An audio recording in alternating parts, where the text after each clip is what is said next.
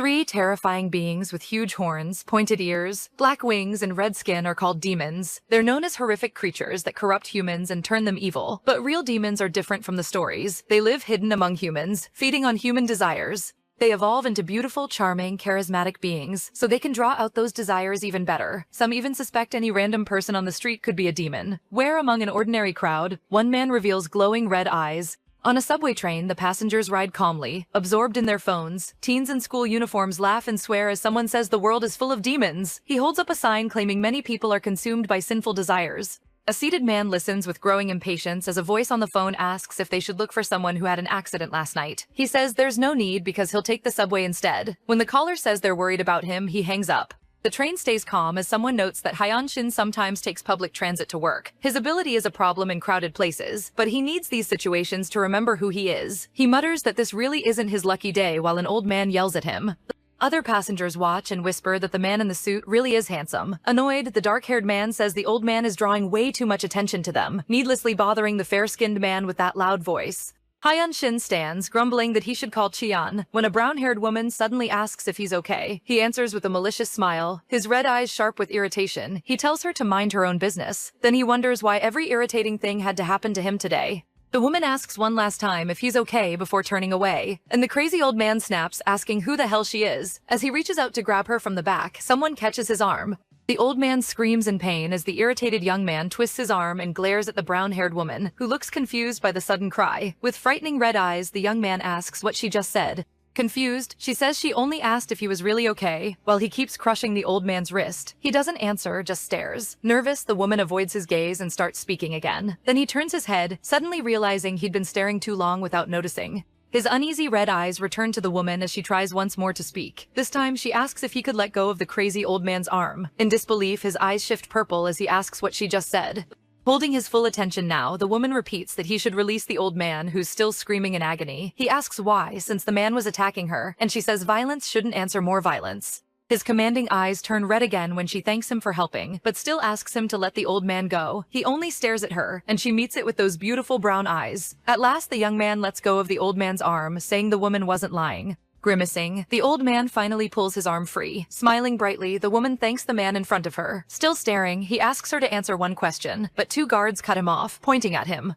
They were standing behind the crazy old man. Angry, the guards say they saw everything on the recordings after getting a complaint. They tell the old man to leave the car while the young man looks at the woman who's smiling as she uses her phone. Then she notices him staring. She repeats that she's against violence, then shows the guards the complaint she filed, making it clear she never meant to let the crazy old man go unpunished. The man only stares at her, completely unable to understand that smiling woman, then glances back as the guards drag the old man out. The old man still insists he's the victim, showing off the injury the young man gave him and pointing at him while whining that he tried to break his wrist. But the young man only stares as someone explains his eyes have a special power. Whoever looks into them, no matter who they are, falls in love with him, and the crazy old man was no exception, once he looked. The young man coldly says he really will break his wrist if he says one more thing. As the guards haul the crazy man away, he still invites the dark-haired young man out for tea. Then the train doors close. The young man tenses, annoyed that he needed to get off at this station but missed it because of all this. Outside, the city is already busy early in the morning. Sunlight falls across a plastic surgery building. Inside, a light-haired young man smiles charmingly and says someone is late. The dark-haired young man only stares at him as he says he rescheduled his appointment. They hold each other's gaze while the brown-haired man waits for an answer. But the black-haired young man just tells him to find someone. The brown-eyed man complains that Mayon would be better at that, then asks who he's supposed to find. Already irritated, the dark-haired young man imagines exactly how Mayon would react to that request. In a threatening tone, he says, Mayon must never hear about this. That only earns him a flood of questions about the woman, none of which he can answer. All he can say is that he met her on the subway that morning, and that's all he knows. When he's asked what she looked like, he can't answer that either. The light-haired man, stunned, asks why he'd want to find someone he can't even remember. The young man simply says there's something he needs to confirm. As he opens a room full of computers, he complains that it doesn't matter whether he remembers her face or not, because if they meet again just as he steps inside the room, the brown-haired woman is standing there, staring at him open-mouthed. Shocked, he stares back at the very woman he was just trying to find. He says that even without remembering her appearance, he'd recognize her instantly while staring at the woman in pink before him. Someone explains that the 7 human emotions are known as the 7 deadly sins, and that demons born from those emotions once roamed freely, feeding their hunger for each sin. They cross battlefields, the grandest social events, and even the cruelest black market gatherings. But as time passed, great civilizations disappeared, so the demons had to find another way to survive. Determined to live as long as possible, they chose efficient, profitable methods, taking specialized jobs and slowly adapting to the human world. Pale hands close a door as two employees greet Dr. Kim. The women ask if Doctor is heading to the break room. Smitten, they keep chatting with Doctor about where they should eat. He simply wishes them a good lunch, and the enchanted employees thank him. The break room is where several demons gather to feed on human desires. And someone announces an arrival in the room, where three handsome demons are drinking blood from bags. Dr. Kim takes in the mess and complains that he told the demons to clean up after eating. Shin Ma-yoon, a red-haired demon who feeds on greed, apologizes while typing on his phone. A dark-haired man hands over an empty blood bag and asks where the dark-haired young man is, and gets told he's in the middle of a consultation. Yu-bi-tan, a demon who consumes envy, says he heard that man took the subway. As another bag is opened, someone asks why he was taking the subway again, remembering how they had to retrieve him last time because a crowd surrounded him, while blood is poured into a white cup. Kim Ji-yoon, a demon of gluttony, drinks from the cup and says he doesn't think so. The red-haired demon drinks straight from the bag and laments that the man in consultation can't stand the sight of blood. Then they complain it's already been 2 years. Lee Jong-won, a blonde demon who feeds on wrath, sucks on a lollipop and asks if there's any cure for that. Someone asks Lee how a cure like that could possibly exist. Then an argument breaks out after the insult the red-haired demon throws at the blonde one, spilling blood all over the Leviathan's clothes while he looks bored by the whole thing, and Kim Ji-yoon wishes there really were a fix for this situation. Meanwhile, the brown-haired woman nervously stares at something in front of her, a surgery plan at a plastic surgery clinic. The dark-haired man the others were discussing sits on a menacing throne, staring ahead. He's a demon who feeds on pride, smiling maliciously.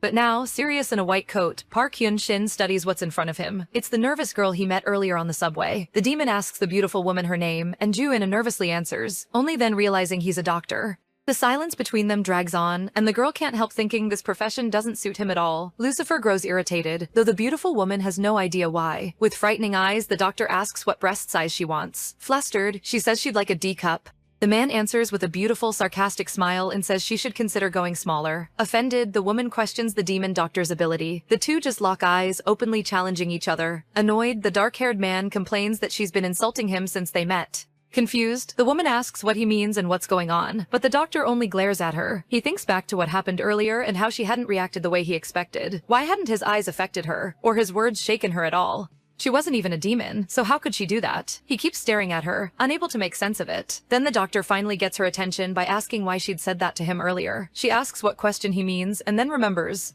Nervously, the chocolate-haired woman starts to explain. She says that during a hard time in her life, when she was a little younger, someone stepped in and helped her right away. With a small smile, she says she thought the demon might be going through something similar. The doctor only stares at her before saying most people wouldn't think that way. His next question makes her shiver. Why does she want the surgery? Hesitantly, the young woman starts to answer, and with a serious look says it's for a personal reason. Still, she insists she needs the surgery and asks if he'll do it. Watching her closely, he nervously admits he can't perform it, leaving her stunned. Frustrated, she demands a reason while he fiddles with something on the right side of his desk. He then extends a calendar toward her. The doctor tells her to take a look and asks if any of the marked dates are actually open. She points to a free Monday, saying that one looks empty, but he replies that it's his day off and the rest of his schedule is packed. Shaken, she asks when he'll be available, and his answer, probably next year, hits her even harder. He offers to get her an immediate appointment at another clinic, but the demon doctor smiles with obvious pride and says she only came here because he's the best at what he does. As he tells her to leave, the shocked young woman quickly asks him to wait. Sunlight pours through the windows of a cafe as someone crushes a coffee cup in their grip.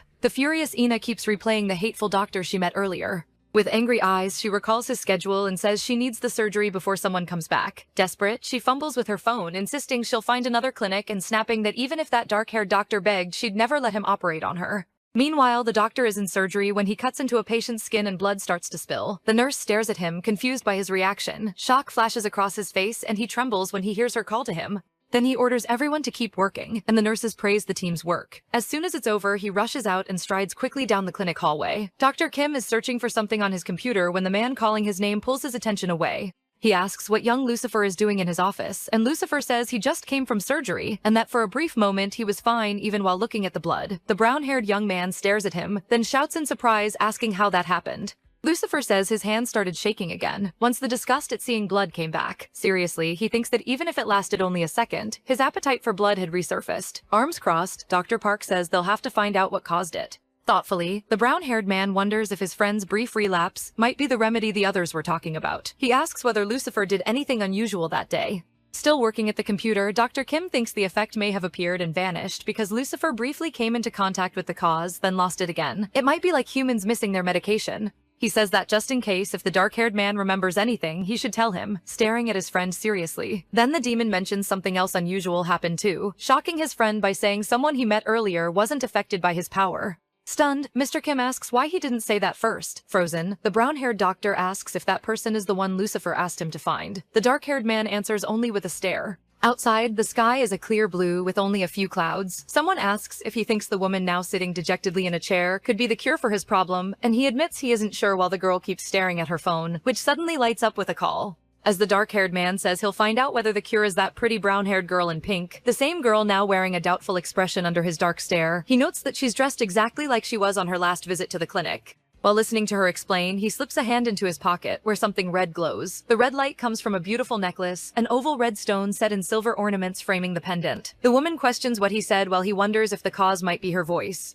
He says he has something to tell her, while thinking it isn't her perfume either, but she gets annoyed when all he says is that she seems awfully eager to have the surgery. Insulted, she snaps at him, fiercely asking if he's just playing with her. She gets even more irritated when she realizes he isn't really listening, though he insists he is, and then surprises her. The beautiful girl finds herself staring at the red necklace in front of her. Her eyes light up as she says the jewel reminds her of blood. The pendant hangs between the young demon's red eyes. Drawn in, she stares at it intently and ends up very close to him, then jerks back when she realizes how close she is. She asks what the necklace has to do with any of this. He realizes he's found the cause. It's the eyes of the woman in front of him. As the necklace shatters between his fingers, he says he doesn't know why, but he can figure that out later. Irritated, she asks if he called her there just to stare at a necklace. Head lowered, he rises to his feet and announces that he's going to kiss her, tormenting the girl, who freezes at his words. Under pressure, she asks what he's doing and tells him not to come any closer. Already right in front of her, he says that if she looks him in the eyes and refuses the kiss, he'll do something for her. With a sly look, he promises he'll perform the surgery if she can reject him.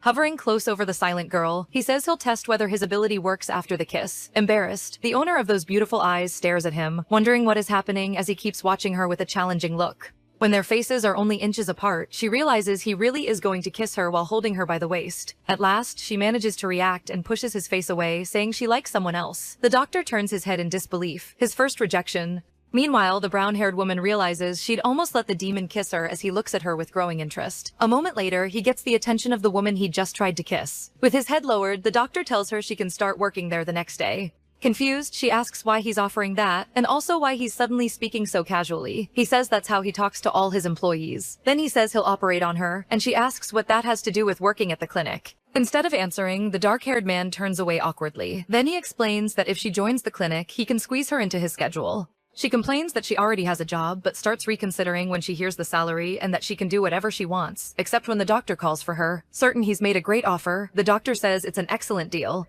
She asks why his attitude changed so suddenly, then concludes he must have fallen for her after all that. The doctor complains that obviously none of this will be free, and tells her to just do what he says, so she asks what exactly she has to do. Nervously, she wonders what he's about to ask. Inwardly, she tells herself she has to stay bold and unshakable, which makes the demon smile maliciously. He quickly asks if he can keep talking, and she gives him permission. Then he explains that for personal reasons, he can't stand the sight of blood. The woman listens closely and asks how he's even able to operate on people. He says he endures it, but lately it's been exhausting, so there's a limit to how many surgeries he can handle. Leaning against his large desk, the doctor keeps explaining. He fixes her with a steady look and says that whenever he looks at her, he feels better. Shocked, she stares at him and asks what nonsense he's saying, insisting he really is in love with her. Proudly, she tells him to give up on her, while he briefly considers locking her up and persuading her instead. But then her next response catches him off guard. He looks at her awkwardly as she starts seeing ways she could go along with this. Then young Lucifer points out that she just said she didn't believe him. Awkwardly, she searches for something to say. Hand behind her ear, the young woman finally says it seems like he really does need her help.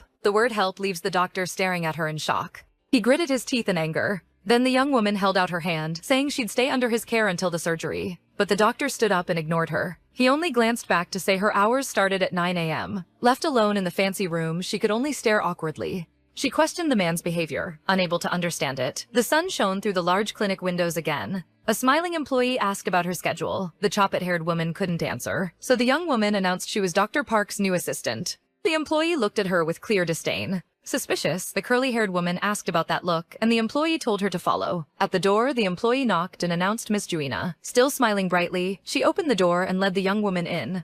Inside was a handsome doctor, seated and working at his computer. With his attention fixed on the screen, the girl with beautiful eyes just stared at him. When he told the other woman to get back to work, the dark-haired employee shot the brown-haired girl a glare and left. That only left the dark-haired woman wondering why she'd looked at her like that. Then the doctor asked why she was still standing there. He told her to close the door and come over. Then he showed her a room he'd furnished with everything she needed. Amazed, the woman looked around the room and noticed how dark it was, with none of the usual primary colors. She wondered if that was the man's taste. Then he caught her chin in his hand, forcing her to look at him. He held her gaze. The young woman asked if he was leaving for surgery, and he confirmed it. Serious now. The demon told her that if the others showed up, she should ignore them. She simply agreed. Then he slowly let go of her face. Smiling, the doctor told her to take a break. He left her there, understanding just enough. Then, smiling victoriously, the young woman declared that the doctor was gone and celebrated being free. Excited, she decided to look around the room.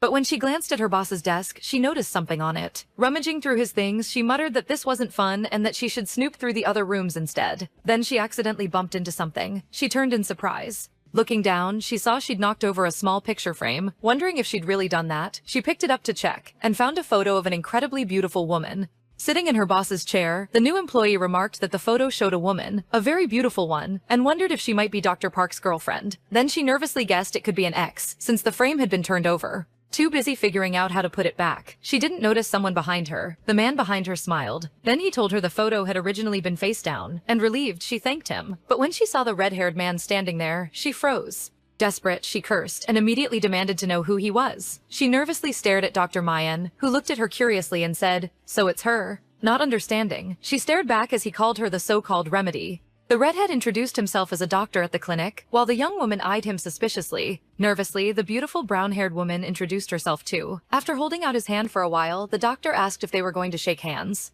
When their hands met, a red aura spread from the young man. Not understanding, the young woman stared at their joined hands and then looked up into the demon's eyes. That red-eyed man, Shine Mayan, was a mammon, a demon of greed. Every demon species feeds on a different emotion and seduces humans in its own way. A mammon uses his hands. That means any human who touches them becomes captivated by him. Age and gender don't matter, it works on everyone. So to the red-haired demon, humans were nothing but replaceable objects. And yet the redhead looked shocked by what he saw. He looked ahead and saw two demons crouched by a door, eavesdropping on whoever was inside. He questioned what they were doing, and both of them shivered. Whispering, they said a patient had come back to Dr. Park's office, and the redhead complained that plenty of patients returned to him. But this time, Hyun-jin had asked the patient to come back. Shocked, the redhead stopped scrolling through his phone full of messages. He asked why, but neither demon knew. Driven by curiosity, he shoved the blonde at the door to peek inside. The three of them whispered restlessly about the girl in front of them, wanting to see more and more of her. Then they noticed the deadly stare of the pride demon. The demons who'd been so restless froze under that gaze, terrified. So they shut the door just as the girl inside asked if the man was listening to her. The two demons left the area, but the redhead stayed by the door, and the Leviathan asked why he was still there. His face was consumed by greed, the emotion Mayun fed on. Even the pride demon's warning only pushed him to investigate more.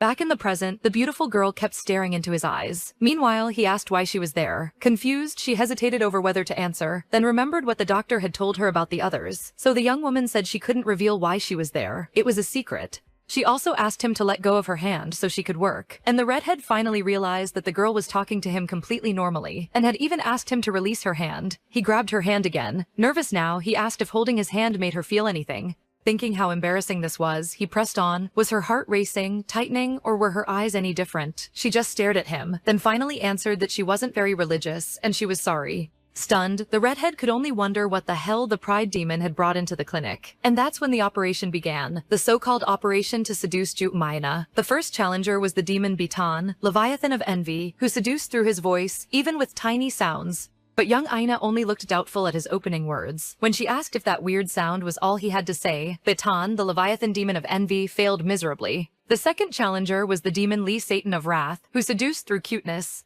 At first his charm seemed to win the protagonist over, but then she asked if he was in elementary school, and the man felt insulted. Jane 1 failed just as badly and stormed out furious, dragged away by the demon of envy. The third challenger was the demon Kim Beelzebub of Gluttony, who seduced through pheromones. It didn't work on the young woman though, because she couldn't stand strong smells. Jae-yoon was defeated miserably. The noise got loud, and then a man appeared outside the room. A voice asked what the boys were trying again, while greed still held the young woman's hand. Leaning against the door, the great demon of pride looked at everyone inside. With a deadly stare, he asked how long these doctors had been entering and leaving his office while he was gone. Then he ordered everyone out of his office as they looked around awkwardly. Everyone left, while the young woman stayed seated and watched them go. The brown-haired man remarked that the doctor must have rushed back to the room because he was even sweating from hurrying. Finally, he warned her to be careful. One of the others could steal her from him at any moment, while the redhead said he'd stop by again later. The demon just stared ahead. Once everyone was gone, he told the seated woman that he'd already warned her to ignore any others who showed up there. The young woman said she had ignored them, but they kept coming in. Then he noticed she'd touched his desk. The doctor asked if she thought chatting with them a little meant they'd become friends and reminded her they wouldn't see each other again after the surgery. She insisted they had entered on their own, then looked at him doubtfully and asked what he meant. The doctor only told her to do exactly what he said, nothing more. Turning her back on the demon, the woman said she'd do only what he asked and he shouldn't call her unless it was work. The doctor watched her until she entered her room and shut the door. He kept eyeing that door cautiously. Once again, the sun shone over the large clinic, and the young doctor looked irritated at his assistant. She had a mask over her mouth and headphones on to block out her boss. The man pulled one headphone off the girl. Angry, she demanded to know what he was doing. The doctor complained that the girl with beautiful eyes still had work to do. Furious, the young woman slapped his hand away and glared at him with a beautiful, furious face.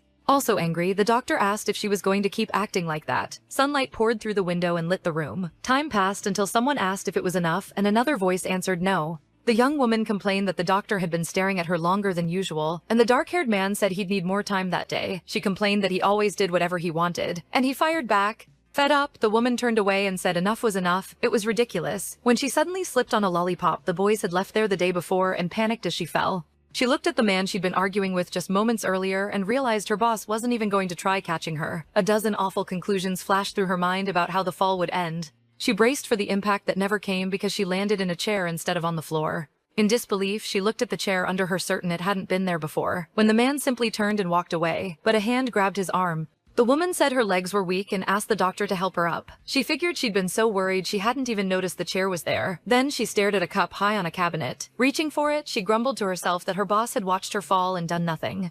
Then a tall arm finally reached the top shelf and handed her the cup. The handsome demon passed her the white cup, watching her with those beautiful black eyes. She thanked him and took the cup from his hand. At first, she thought he was one of the guys from her office the day before, and wondered what the one who grabbed the cup was called. Then the demon introduced himself, catching her attention. He added that he knew she was helping Dr. Park. The girl said it had just happened. While remembering the other guy who had bothered her yesterday, she wondered if she could tell the dark-haired man any of that. Still, she realized she wasn't the one who brought it up first, and he looked bored but justified. With a smile, the boy asked her to take good care of the proud demon. Surprised, she said she would take care of him. She was even more caught off guard by the beautiful voice beside her. The man smiled at her kindly and said that the man they were talking about was very important to him. Nervous, she said they must be very close. Holding a cup of hot coffee, the young man said they'd been friends a long time. That made her ask if they were all the same age. Thoughtfully, he said he wasn't sure. Confused, she wondered how they could be longtime friends and not know each other's ages. She sipped her coffee and figured maybe that's just how people are now. She was also surprised that even though he looked scary, he actually knew how to talk, so maybe he was a good person after all. As she looked fondly into her coffee, happy, she said she'd head back to her room and told him to enjoy his coffee. But when he called out with a malicious smile, she looked back and asked what he wanted. He only stared at her with a faint smile. Even in dreams, the demon could seduce people with his sweet, devilish voice. The young Leviathan fed on it. The employees looked unhappy with young Ina's presence because she drew the attention of every demon in the clinic, and that dissatisfaction was exactly what fed the Leviathan demon. Curious, the young woman asked what he wanted. He said work was more fun with her there, and he hoped she'd stay a long time, since the brown-haired girl made the other employees envious. And envy was the sin the demon of envy fed on. Impatient, the beautiful young woman walked the halls telling herself that even if Dr. Yoon liked having her around, she'd stay only until her surgery was done. Better not get involved with the other doctors, just like Dr. Park warned, so she opened her office door and jumped when the dark-haired demon stood in the middle of the room asking where she'd been. She quickly said the doctor's surgery had gone extremely fast. He replied that he'd only been gone 2 hours, and she defended herself by saying she'd just gone to make tea. Turning away, she complained that it wasn't like she was in prison. Arms crossed, the doctor stared at her while thinking about his progress in the operating room. He no longer felt sick at the sight of blood like he had on those first 2 days, and his colleagues had even praised him. Now blood didn't bother him at all, and he wondered if the woman in front of him was the reason, though he still wasn't sure. Too many unexpected things were already annoying the doctor, and they only made it harder to figure out why the young woman had this effect on him and how it worked. Then he got her attention and asked if she had plans after work. She said she was going to dinner with a friend. Her boss told her to cancel it, and she stared at him in disbelief, asking why. He said the two of them needed to go somewhere. Then she was told that place was the young doctor's house, and in shock she asked where they were going, unable to believe he meant his house. Then she demanded to know why the hell she'd go to her boss's house, and he said he needed to test something. The word test made her freeze as she imagined something perverse. She asked what kind of experiment it was and why it couldn't be done at the clinic. But he got irritated and said it couldn't be done there. She kept pushing, and the two started arguing over going to his house. Then she reminded him she was only supposed to do the work he assigned, and that even if she was his employee, he couldn't drag her to his house whenever he wanted. She shrugged at her boss, but then the man stopped her by asking her please to help him. She turned back and asked what she'd just heard. Had he really just asked for her help? The demon only stared at her, and she stared right back. Then she turned away and ran a hand through her hair, exhausted. When she faced him again, she looked irritated and told him he'd better do a good job on her surgery, while he simply stared back. In the end, she agreed to go to his by sunset. Cars crowded the road, causing a massive traffic jam. Someone typed a flimsy excuse into their phone, saying their grandmother suddenly wasn't feeling well to cancel a dinner appointment. She apologized in her head to both her friend and her poor grandmother for using her in the lie, then stared incredulously at the man sitting beside her. That handsome dark-haired demon was the reason she'd had to lie. Sitting in a beautiful, sophisticated black car, she asked if they were finally close to his house. While admiring the sunset over the city, she said she was surprised the young doctor was driving at this hour, and that the bus would have been much faster, but he said he went nowhere unless he drove his own car. Not understanding, she wondered if her boss just didn't like being around people. She pointed out that they'd met on the subway, and the doctor explained he'd had an accident and had to get rid of his car. Shocked, she asked if he'd been badly hurt, but the demon said it hadn't been as serious as it sounded. Then she looked out the window as her boss announced they'd arrived. Amazed, she stared at the tall tower in front of her, glowing with yellow lights, magnificent and impossibly high, with windows everywhere. She stood there with her mouth open, admiring the place until he told her to hurry up. His long fingers pressed the button for the 72nd floor. Suspicious, she thought she'd already guessed her boss was rich from how much he'd offered to hire her. Anxiously, she asked how old he was, and he asked how old she thought he was as the elevator rose toward their floor. She said he looked like he was in his 20s, and that made him smile. Smiling at her, he said they'd go with that age. When the doors opened, she looked at the demon in confusion as he stepped out. The apartment door gave a soft sound as it opened. The owner told her to use the slippers by the door. She immediately asked for permission to come in and stepped into a beautiful living room with a stunning view of the city. Curious, she quickly thought about just how much money her boss must have. As she walked through the house, she came across something, a huge painting that was hard to understand but deeply unsettling, seeming to show a crowned man with 3 heads, each wearing a different expression. Awkwardly, she just stood there staring at the giant painting. The proud demon in front of her said it depicted the devil Dante described in his poems. The young woman asked what he meant. As the curtains fluttered in the strong wind from the window, he said he meant Lucifer, also known as the king of demons, once God's most beautiful angel, and the one he trusted most. But one day Lucifer's heart turned evil, and he came to believe he was better than God and could take his throne. That brought down God's wrath, and Lucifer was cast out of heaven and fell into hell. Certain of himself, Lucifer looked at the young woman in front of him with a faint smile on his face. Not understanding, she stared back in confusion, which only made her more nervous. So she quickly asked if she could get a glass of water from the kitchen. The fancy filter filled the white cup while she waited. As she drank, she muttered that she hadn't seen anything suspicious around the house. Still nervous, she remembered the young demon saying he felt good seeing blood when he looked into her eyes. Standing in the kitchen, she thought about the frightening painting in the living room and felt that something was off, shivering at the idea that her boss might be a demon worshipper. When she returned to the living room and announced herself, the demon was no longer there. He was in the bathroom, staring tensely at a sink full of blood. He seemed startled to hear his assistant call for him again. Then he told the young woman to come to him. A moment later, she was shocked to realize her boss was in the bathroom, calling her inside. With her small feet swallowed by the man's huge slippers, she stopped in front of the bathroom and announced that she was going to open the door. A pool of blood sat in the sink, and her demon boss stared at her with his face still wet. The beautiful young woman nervously asked what was going on. She also questioned why he was taking off his clothes, and he simply said they were stained. Then the young man told her to come closer, but she immediately shook her head. The proud demon snapped and warned that if she wouldn't come on her own, he'd drag her in. A moment later, the man let out a tired sigh and told her to just hold his hand while keeping whatever distance she wanted. So the young woman did as he asked, taking his hand while staying as far back as she could. Amused, the young man glanced at the blood pooled in the sink and complained that he felt neither desire nor fear like he'd expected. But the change came the moment he touched the brown-haired woman. As soon as their eyes met, the proud demon lost his fear, and when he touched her, even his hunger for blood disappeared. With his hand wrapped around the woman's arm, the demon suddenly pulled her against him and held her in a tight hug. His eyes turned red as he wondered what would happen if they went beyond simple touches. Almost at once, the young woman shoved him away and backed off from the demon. Furious, she glared at him and demanded to know why he'd suddenly pulled her close. Without meeting her eyes, the doctor ended the night by saying the experiment was over. She just stared at him, completely lost. Still irritated and confused by her boss, the young woman turned away. When he asked where she was going, she quickly said home. If the experiment was over, she was leaving. The doctor looked at her and said he'd take her home. Embarrassed, the young woman said she could just take the subway, then wondered to herself why the doctor was suddenly being so nice. But the demon only stood there and watched her leave. Early the next morning at the medical clinic, the red-haired doctor greeted someone with a bright smile, clearly in a good mood. Suspicious, the young woman stared at the redhead in front of her and asked if he didn't have work to do, only for him to say he'd already finished everything. Tilting her head slightly, she looked over at the young doctor sitting in his usual chair, complaining that he hadn't bothered her at all since the night before. When the young doctor got up to leave, the redhead asked where he was going and offered to come too, saying he had something to tell him.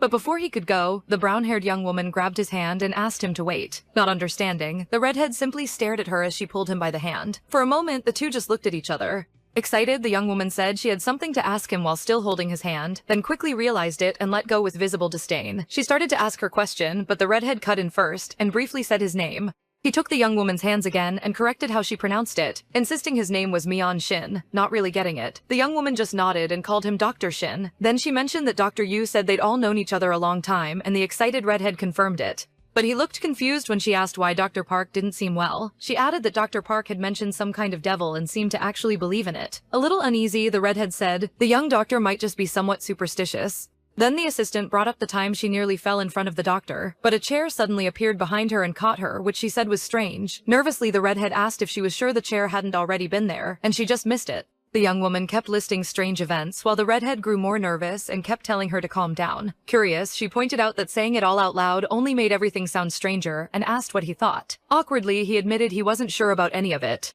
Then the redhead shouted that he was coming, quickly said goodbye, claimed someone was calling him, and rushed out saying he'd see her later. That left the young woman alone and even more confused. Now in the women's bathroom, the woman, still in disbelief, questioned why everyone had been acting so strange when suddenly she decided she'd ask the redhead again next time, right as she heard someone talking. 2 employees were complaining in the bathroom, grumbling that someone must have it easy working at the clinic. Impatient, the young woman huffed, assuming her co-workers were just gossiping about someone else. She silently wished luck to whoever they meant, until one woman remarked that the girl only hung around the doctors, and that made her freeze. She'd just heard her own name and realized they were talking about her. One woman complained in disbelief that one of the doctors had left the young woman's room so early. The young woman was suddenly reminded of all the gossip she'd heard about herself back in elementary school, remembering 2 boys in her classroom who had formed their own little group just to talk about her. Those students were always whispering behind other people's backs. As one employee put on bright red lipstick, she said she'd heard the young woman only got the job through connections. Head lowered, the young woman remembered how people at school used to tear others down just to make them feel small. Then, from inside the stall, the brown-haired young woman kicked the bathroom door hard, startling the employees. It mirrored her elementary school memory, when she'd thrown a book at the kids gossiping about her, asking if they were done yet because she was never the type to just cry and take it. She stepped out and walked straight toward the women who had been talking about her. Confidently, the young brunette asked if she could join the conversation the 3 were having. On the other side of the door, someone smiled when they heard her say that. 2 demon doctors had been listening to everything from outside. Excited, the blondes cheered on the brewing fight. The dark-haired one was a Leviathan, and the blonde a Satan.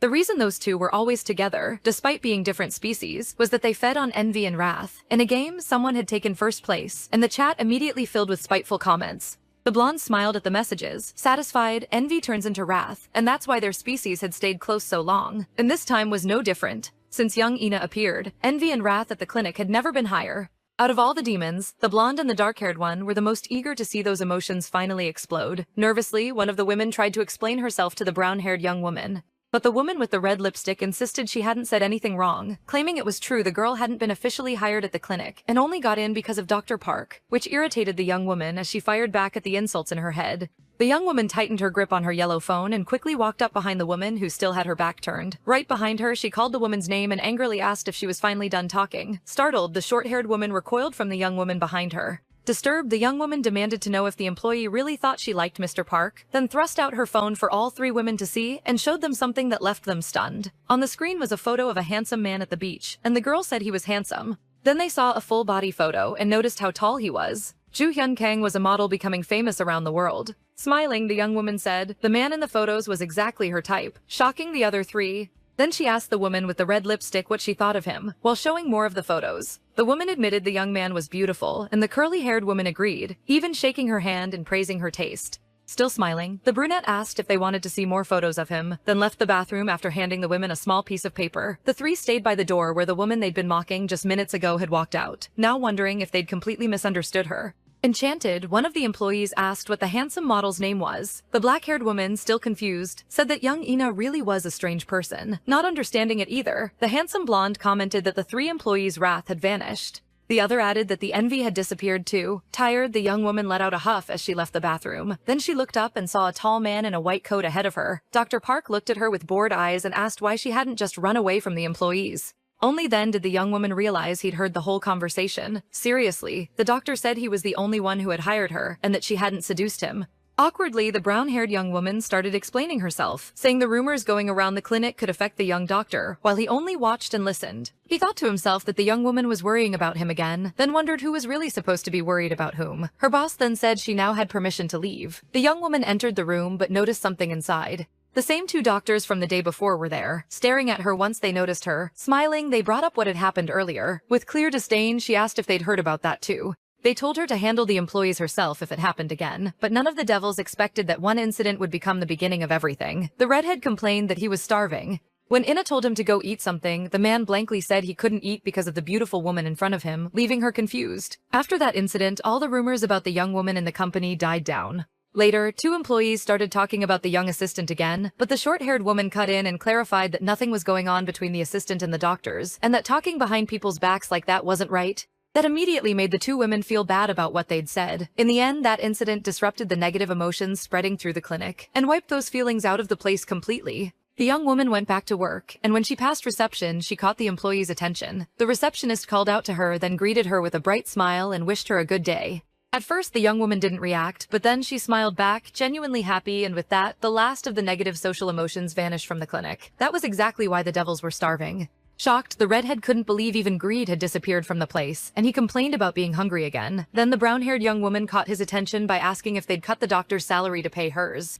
The redhead huffed in disbelief at the idea, then lit up, realizing she was worried about his salary, and happily said he could just eat her instead, only to be met with a fierce glare for that comment. Immediately scared, he insisted he wouldn't after noticing the furious doctor at the door watching everything. Head lowered, he announced he was leaving the office. Startled by Dr. Lucifer's return, the blonde demon blurted out that he was starving, earning looks from the other demons. Then he pointed at Shun on the floor, saying the demon was already half dead. Holding a blood bag, Shun said he was at his limit. Even blood tasted like nothing now. Desperate, the blonde shouted that the devils had to act and do something.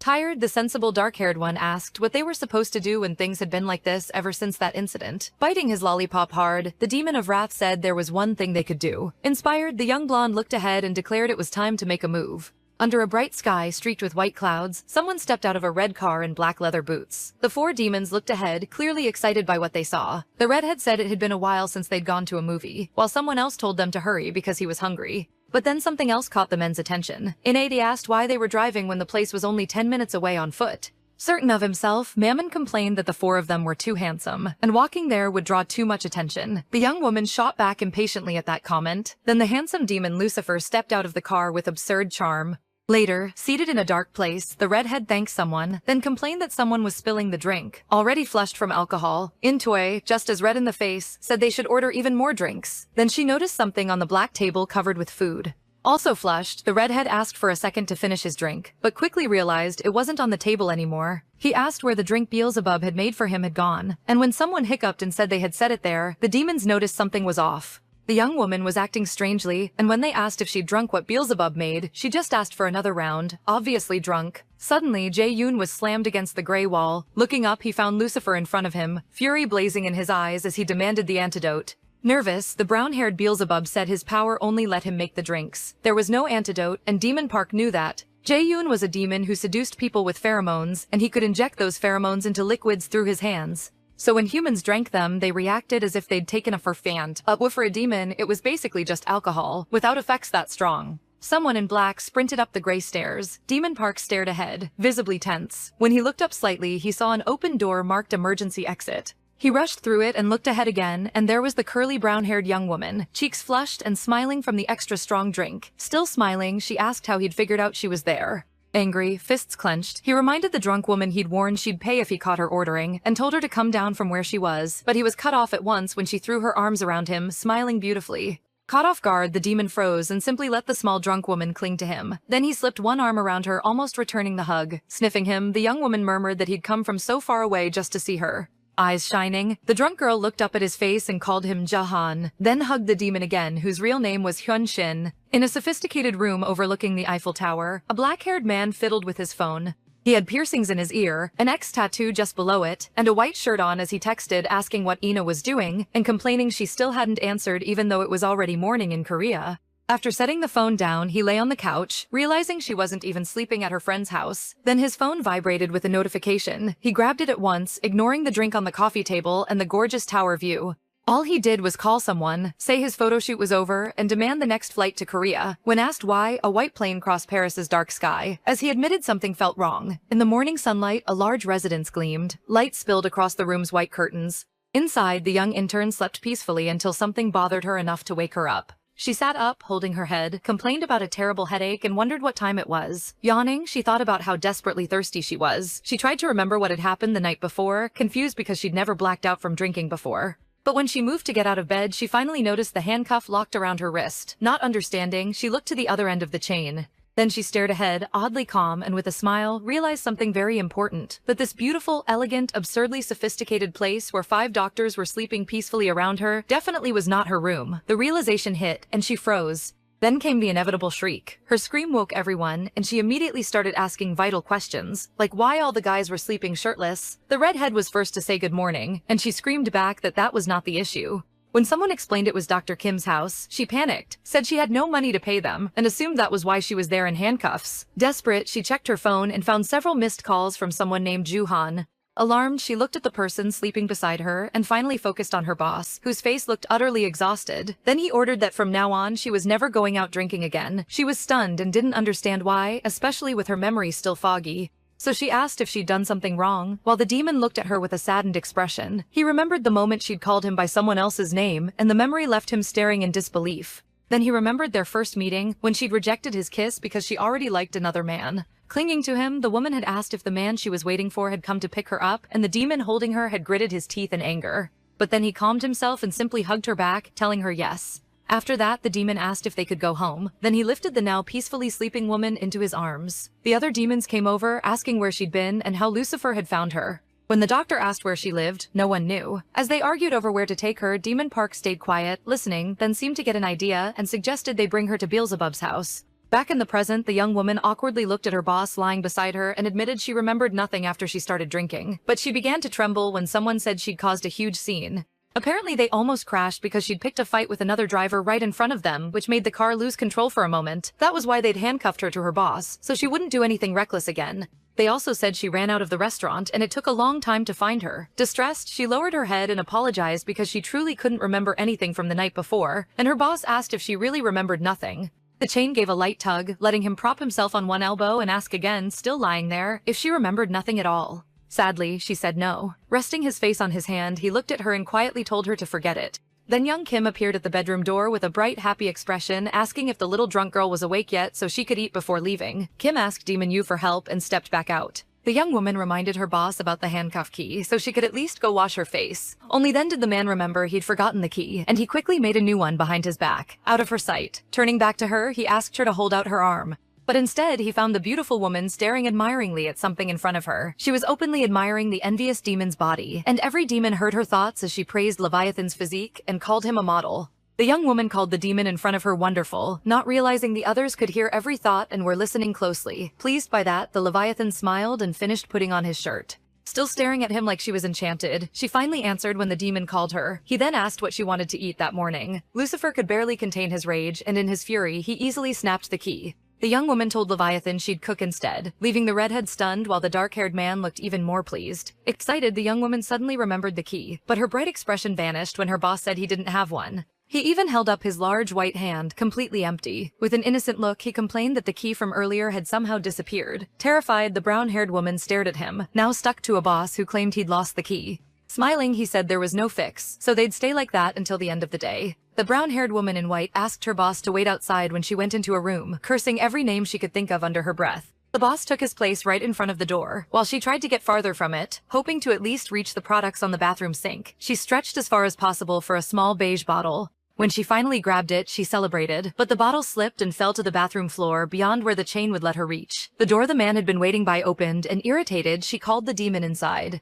Together with her boss, she moved closer so they could pick it up from the floor, and this time she finally managed to reach it. Amazed, she celebrated the victory with a huge smile. Turning to the demon, she proudly said she'd gotten the exfoliant, so now he could leave. As she calmly pulled the product into her hand, the demon just stared at her. That was when she realized the flaw in her logic. With a malicious smile, he said he was clearly bothering her and would leave, which made the young woman tremble. The dark-haired man turned away with a sinister look, and she could only think that he really was the devil. Like one too, he warned that if she wanted him to stay, she'd have to ask politely, sending her into a panic as he started leaving the bathroom, and she grabbed his clothes with the only hand covered in exfoliant. A second later, she realized she'd stained her boss's shirt. Water poured steadily from the tap when the devil offered a towel to the woman washing her face, and she quickly dried it off. Then she paused, turned to her handcuffed companion, and asked the irritated being beside her if he wanted to clean his shirt too. As they went downstairs, the two argued over whether the exfoliant accident had been intentional. Once they reached the bottom, the young woman simply told him to find the key he'd lost. Then she spotted Dr. Kim drinking something suspicious, and he nearly jumped when she called out to him. Quickly hiding the drink, the nervous brown-haired man looked startled to see her there.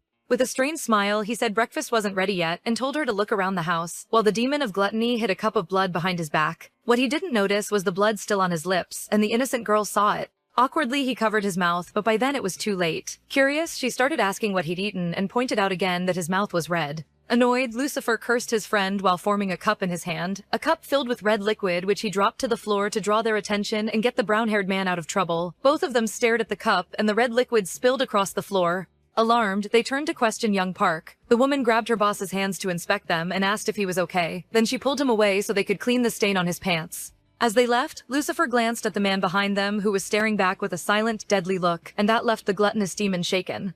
The brown-haired man scratched his head, thinking it could have been worse and that the young woman wouldn't be fooled anyway, since his powers couldn't control her. With a relieved sigh, he thought about how she'd made that proud great demon listen to her. She really was impressive. Red water dripped down a pair of black pants. While soaking the devil's pants, the girl complained that the stain wouldn't come out, and now they'd be completely drenched. Suspicious, she started saying it might be better if he just took off his pants. Lucifer gave a malicious smile, sighed, and rested his hands on the waistband. Smiling triumphantly, he said he had no problem taking them off and teased that they seemed to be moving awfully fast. The brown-haired girl turned bright red and shouted that she meant later, but yanked his arms so hard they both lost balance and fell. As they went down, he caught her by the waist, and they locked eyes. The demon shielded her from the fall by putting himself underneath before they hit the ground. The crash knocked the still-running shower loose, and it fell spraying water all over the bathroom. The girl landed on top of her boss in the bathtub. Panicked, she sat up, still sitting on him without noticing because she was too worried about the demon. Afraid he'd gotten a concussion from the fall, she said they needed to go to a hospital, but the demon only stared at her, while someone muttered that no, they were definitely not okay because too many things lately had gone wrong.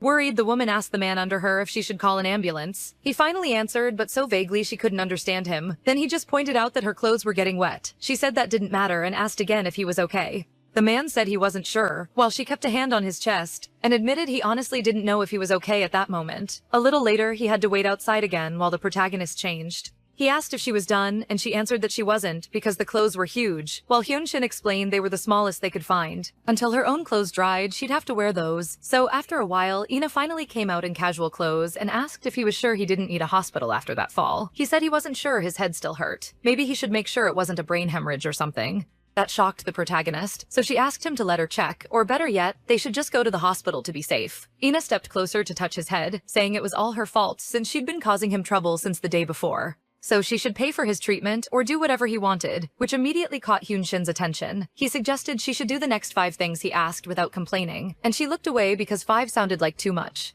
But he pressed her, reminding her she'd said she was worried, and Yuna only stammered that yes, but it still felt excessive. Then Hyun-shin touched his head again and groaned in pain as if he really had been badly hurt because of her. Meanwhile, a voice called out that the food was ready, and Hyun-shin started walking off with a smug smile as Ina reluctantly agreed as long as they went to the hospital first. They reached the kitchen where Yoon guided them to sit down and eat. That excited the protagonist because he'd made all of it himself. Hyun-shin asked why there was so much food, and Yoon said it had just been a while since he'd had visitors. They all sat, thanked him for the meal, and started eating Yoon's omelet. Since demons couldn't really be satisfied by ordinary food, they only pretended to eat it. During the meal, Lee looked at Mew and asked when he planned to get dressed, because his naked body was disgusting. That shocked him, and he shot back that some people died just from seeing him naked, laughing as he glanced at Ina, thinking it was impressive that no matter the gender, his muscles always charmed people. He felt incredible because she was looking at him, but the other demons ignored him and kept eating. Meanwhile, the protagonist complimented Yoon's cooking, which caught Mew off guard because she'd completely ignored him.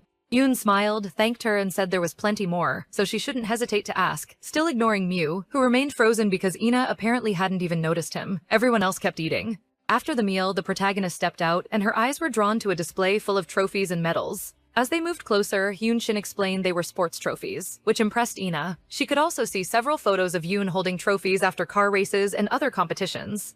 Among them was also what looked like a graduation photo, with all of them holding bouquets of red flowers. He explained that picture was from high school, an alternative school where they were the only students then, so the school had given them those flowers. That made the protagonist remember asking Yubaton if they were the same age, and him not knowing how to answer, which left her confused. She wondered why Yubaton had said he didn't know the others' ages. So she turned to ask Hyun-shin about it, when suddenly a cat appeared carrying a key, instantly grabbing her attention. Then Lee started shouting that this was the thief who'd stolen the keys. In truth, Lee had drawn the cat there himself to stop the protagonist from pushing a dangerous topic that might raise suspicion. He walked over to the cat and scolded it for stealing other people's keys. Since Lee could communicate with animals, talking to it came easily. A little later, Ina sighed in relief. They'd gotten the keys back after all that worry. As they headed for the door, the protagonist asked him to remove the handcuffs because they were driving her crazy, hoping Hyun-jin would finally take them off. When she held out her hand, he remembered her hugging him the night before, and asked if had it been him last night, she would have done the same. That threw her off until Hyun-jin slowly took off the handcuffs and held her hand, reminding her his name was Park Hyun-jin. She wasn't supposed to mistake him for anyone else. Back in his office at the clinic, Hyun-jin couldn't stop thinking about how much attention the protagonist gave other men, whether it was the mysterious Johan or any of the other demons, while she kept pushing him away and refusing to get close. It infuriated him, even though he didn't understand why he was this worked up. Meanwhile, the other demons were drinking blood when Mew said it was strange, and Huberton agreed Hyun-jin had been different since Aina started at the clinic. But Mew cut him off. He didn't mean that. He meant there was just no energy. Even after drinking blood, he still couldn't taste anything. So another guessed he'd lost his sense of taste from drinking too much. Mew denied it, while Yoon paused, and for some reason felt a sense of deja vu. Then he remembered Hyun-jin saying he felt completely fine even after seeing blood during surgery. The realization made him jolt, startling Mew, and the others asked what was wrong, but Yoon stayed lost in thought. Apparently, people besides Hyun-jin were being affected by Aina's presence or some unknown power. She had been helpful, so none of them had stopped to question it. Now he had to wonder if Aina was really his remedy at all, because things felt different. A little later, the protagonist stopped by a pharmacy for medicine and paid for it despite the pain. Then she left and kept going to the clinic like usual. Hyun-jin started to say she should tell him if she was going to be late, but then noticed something was off. The protagonist staggered, clearly unwell, apologized for not giving notice, then headed to her room and shut the door behind her. A little later, Yoon came by because he needed to talk to Hyun-jin, then noticed the protagonist was still in her room. He went over and asked what happened to her arm since there was a bandage near her wrist. She said she'd scraped it on the table, it bled, and now it had healed. And though Yoon knew that wasn't true, he only said it was a relief. Then Hyun-jin asked what he wanted. Yoon said it was about the clinic, so they went to the break room where the others were waiting. Once everyone had gathered at Yoon's, he said Mew had drunk blood that morning and couldn't taste anything. He thought the reason had something to do with Ina. After a brief tense pause, Hyun-jin admitted that might be true. Depending on how much contact they had with her, their immunity to blood increased, along with how long it lasted. Mew was stunned by the word contact, since he thought he only wanted to keep looking at her, but apparently it wasn't just him. Hyun-jin shot him a hard look and threatened him, but he wasn't even fully aware of the whole situation anyway. Hyun insisted they should have noticed this much earlier, especially the smell of Ina's blood. But Hyun-jin didn't understand any of that, which surprised Yoon because he hadn't even noticed the room was filled with the smell of blood. When Yoon came in earlier, it was obvious a tiny scratch on her arm couldn't have caused her condition. Yubitan agreed he'd noticed it too, shocking Mew, who hadn't realized anything, and said it must be that time of the month, which surprised Yoon and Mew that he knew that. Lee explained he'd seen Ina leaving the pharmacy that morning with medicine. Then Yoon remembered she hadn't looked well that morning, but even so, the smell of her blood was far too strong for an average human. It seemed Ina's physical constitution might be amplified by hormonal changes, but they could still be jumping to conclusions too fast. When Yoon tried to see what Hyun-jin thought, he still looked furious and told them to handle the blood issue themselves. If they had nothing important to say, he was leaving, so Lee simply turned to leave the break room. Yoon still asked if that was all, and whether he really felt nothing unusual, which made everyone look at him. Hyun-jin said he felt nothing, then walked out. A moment later, he realized someone was following him. It was Yubitan, so he asked why. Was it because Ina was affecting him this badly too? Yubitan denied it, saying the only one he was worried about was Hyun-jin. A Lucifer had given birth to him, and that nearly set Hyun-jin off, since he said it like Hyun-jin had chosen to be born, which he hadn't. Still, Yubitan pressed him on why he was hiding it. At first, it was only the eyes, but then the same thing happened when he touched her. When he hugged her, they dropped their guard too much, convinced she was the solution. And Yubitan didn't like seeing Hyun-jin get agitated because she and her unknown power were affecting him. Hyun-jin just sighed and said whenever Yubitan's instincts took over, it gave him chills. Even if he understood why he was concerned, he told him to drop it because he needed him to do something for him. Later, the protagonist spent a moment holding eye contact with Hyun-jin before the new surgery she was about to perform.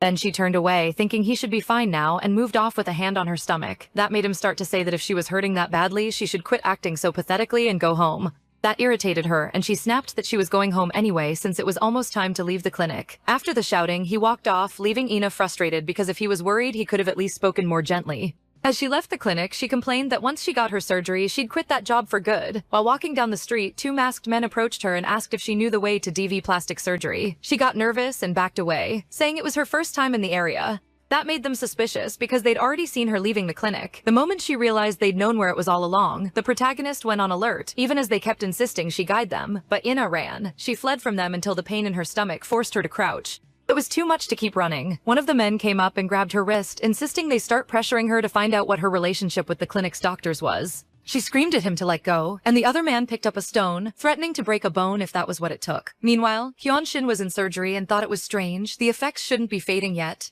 When he got distracted, the nurse asked if something was wrong with the doctor. He said no and told them to continue. At the same time, the man holding the stone crouched down, screaming in pain as a cat clawed his face. The protagonist dropped to the ground in shock because Hyun-jin had told them that if they were truly worried about him, they should protect Ina. He could only keep living if she stayed safe, so Yubi-tan and Lee were handling it in his place. The men saw them and demanded to know what they were doing, and Lee pointed toward their clinic, saying the girl they were harassing worked for them. Then he told Ina to keep heading home. She worried they should call the police first, but he said it was fine. They'd hired a private security guard for the clinic, and with him around, they'd be okay. So he insisted she leave, since staying wouldn't help, and Yubi-tan agreed she should go rest. When they pushed her hard enough to seem rude, the protagonist finally agreed and told them to be careful. Then she ran off, leaving the two men annoyed that she was getting away. But Yubi-tan stepped in front of them to stop them from chasing her. The scratched man demanded to know who this so-called bodyguard was that made them so confident. With a laugh, Lee stepped forward saying it was him, ready to deal with them.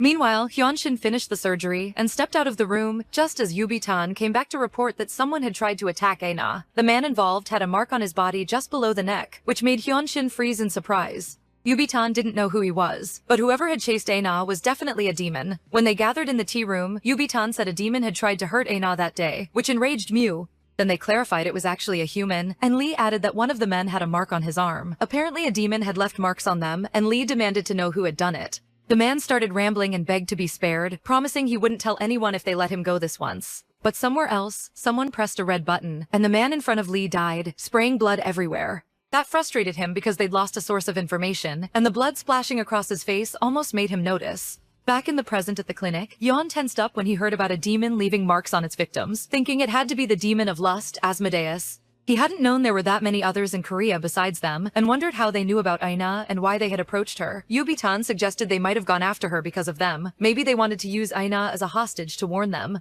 Mew asked who these people were, and Lee said it didn't matter, they could just get rid of them. But for Yeon, the real issue was that they'd targeted Aina for it, and that was too dangerous. So everyone looked at Hyun-jin. He was furious, thinking how much worse it could have been if Uberton and Lee hadn't gotten there in time. The room began to shake, and the lights flickered, leaving everyone stunned by his emotional state. He was so angry the lights shattered. That worried everyone because he was starting to destroy the whole room. Hyun-jin only came back to himself when they shouted his name, and Uberton nervously pointed out that he'd made quite a scene. Glancing around, Hyun-jin realized he'd broken and toppled all kinds of things in his outburst, which was really bad. Yeon knew the last time Hyun-jin made a mess like this, the consequences were catastrophic. Uberton stepped over, picked up the photo, and handed it back to him, but Hyun-jin set it aside and refocused on the discussion. For now, he said, they all needed to watch for anyone suspicious going near Aina, and not let themselves get distracted. The next day, Aina walked in confused when she saw everyone gathered there and asked what was going on. Moo just smiled and said they were strengthening their friendship, while Lee casually wished her good morning.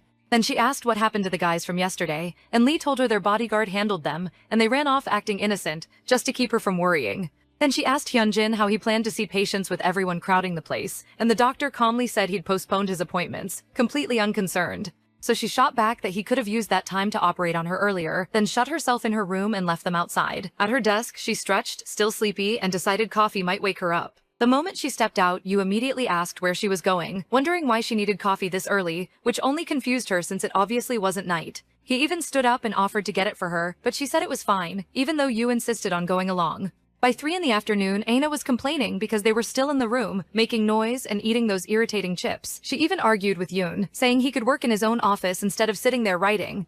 She wanted to work, but they kept distracting her, and Yu replied that all she was doing was sitting at the computer, which annoyed her even more since that was literally her job. So all she could do was beg Hyunjin to stop it, but he only smiled and said he didn't mind, making her even angrier at the bunch of idiots. When Ina's shift finally ended, she hurried out, and Yu started offering her a ride. Everyone froze in surprise when they realized she'd rushed off because she'd dressed up for something. Naturally, Hyunjin ordered everyone to follow her, all the way to the train station. Ya was stunned that they were actually entering a packed station full of people, but they kept searching around, which made him curious since there were shops and buildings inside too. Lee even noticed a birthday photo display and guessed it must be for someone special. Yan told them to stop gawking and focus on finding Ina in the station, though Ya thought that was impossible in a crowd like this. Then he heard Ina through her earphones telling someone she'd just left and would take the subway because traffic was too heavy, so she didn't think she'd be late. A moment later, Yu shouted and pointed her out as she moved across the platform. They took off after her, but had no idea how to get through the subway gates until Hyunjin simply swiped a card like it was nothing, leaving them staring and asking where he'd gotten it. As Hyunjin went ahead, the others rushed to the machine to buy cards so they could follow. When they got down there, they were stunned by the massive crowd waiting to board. They quickly spotted Ina about to enter through one of the doors and ran so they could get on too. A little later, they managed to squeeze inside just before the doors shut, then watched Ina sit down, ready to track where she'd get off. Still, there was a problem, because Lee could feel everyone in the subway staring at them. Even with his face hidden behind a mask, there was no hiding the pheromones coming off Yoon. So at the next stop, they shoved him out, and Lee told him he'd text the address so he could make his own way there. They left him behind without mercy, and Yoon felt nearly betrayed by his own group. Huh? Back on the train, Lee relaxed a lot more, and Yoon praised him for handling it well, while Yubaton kept watching Ina from a distance. He warned them to be careful since there were people everywhere, but that only caused more trouble because his voice drew attention.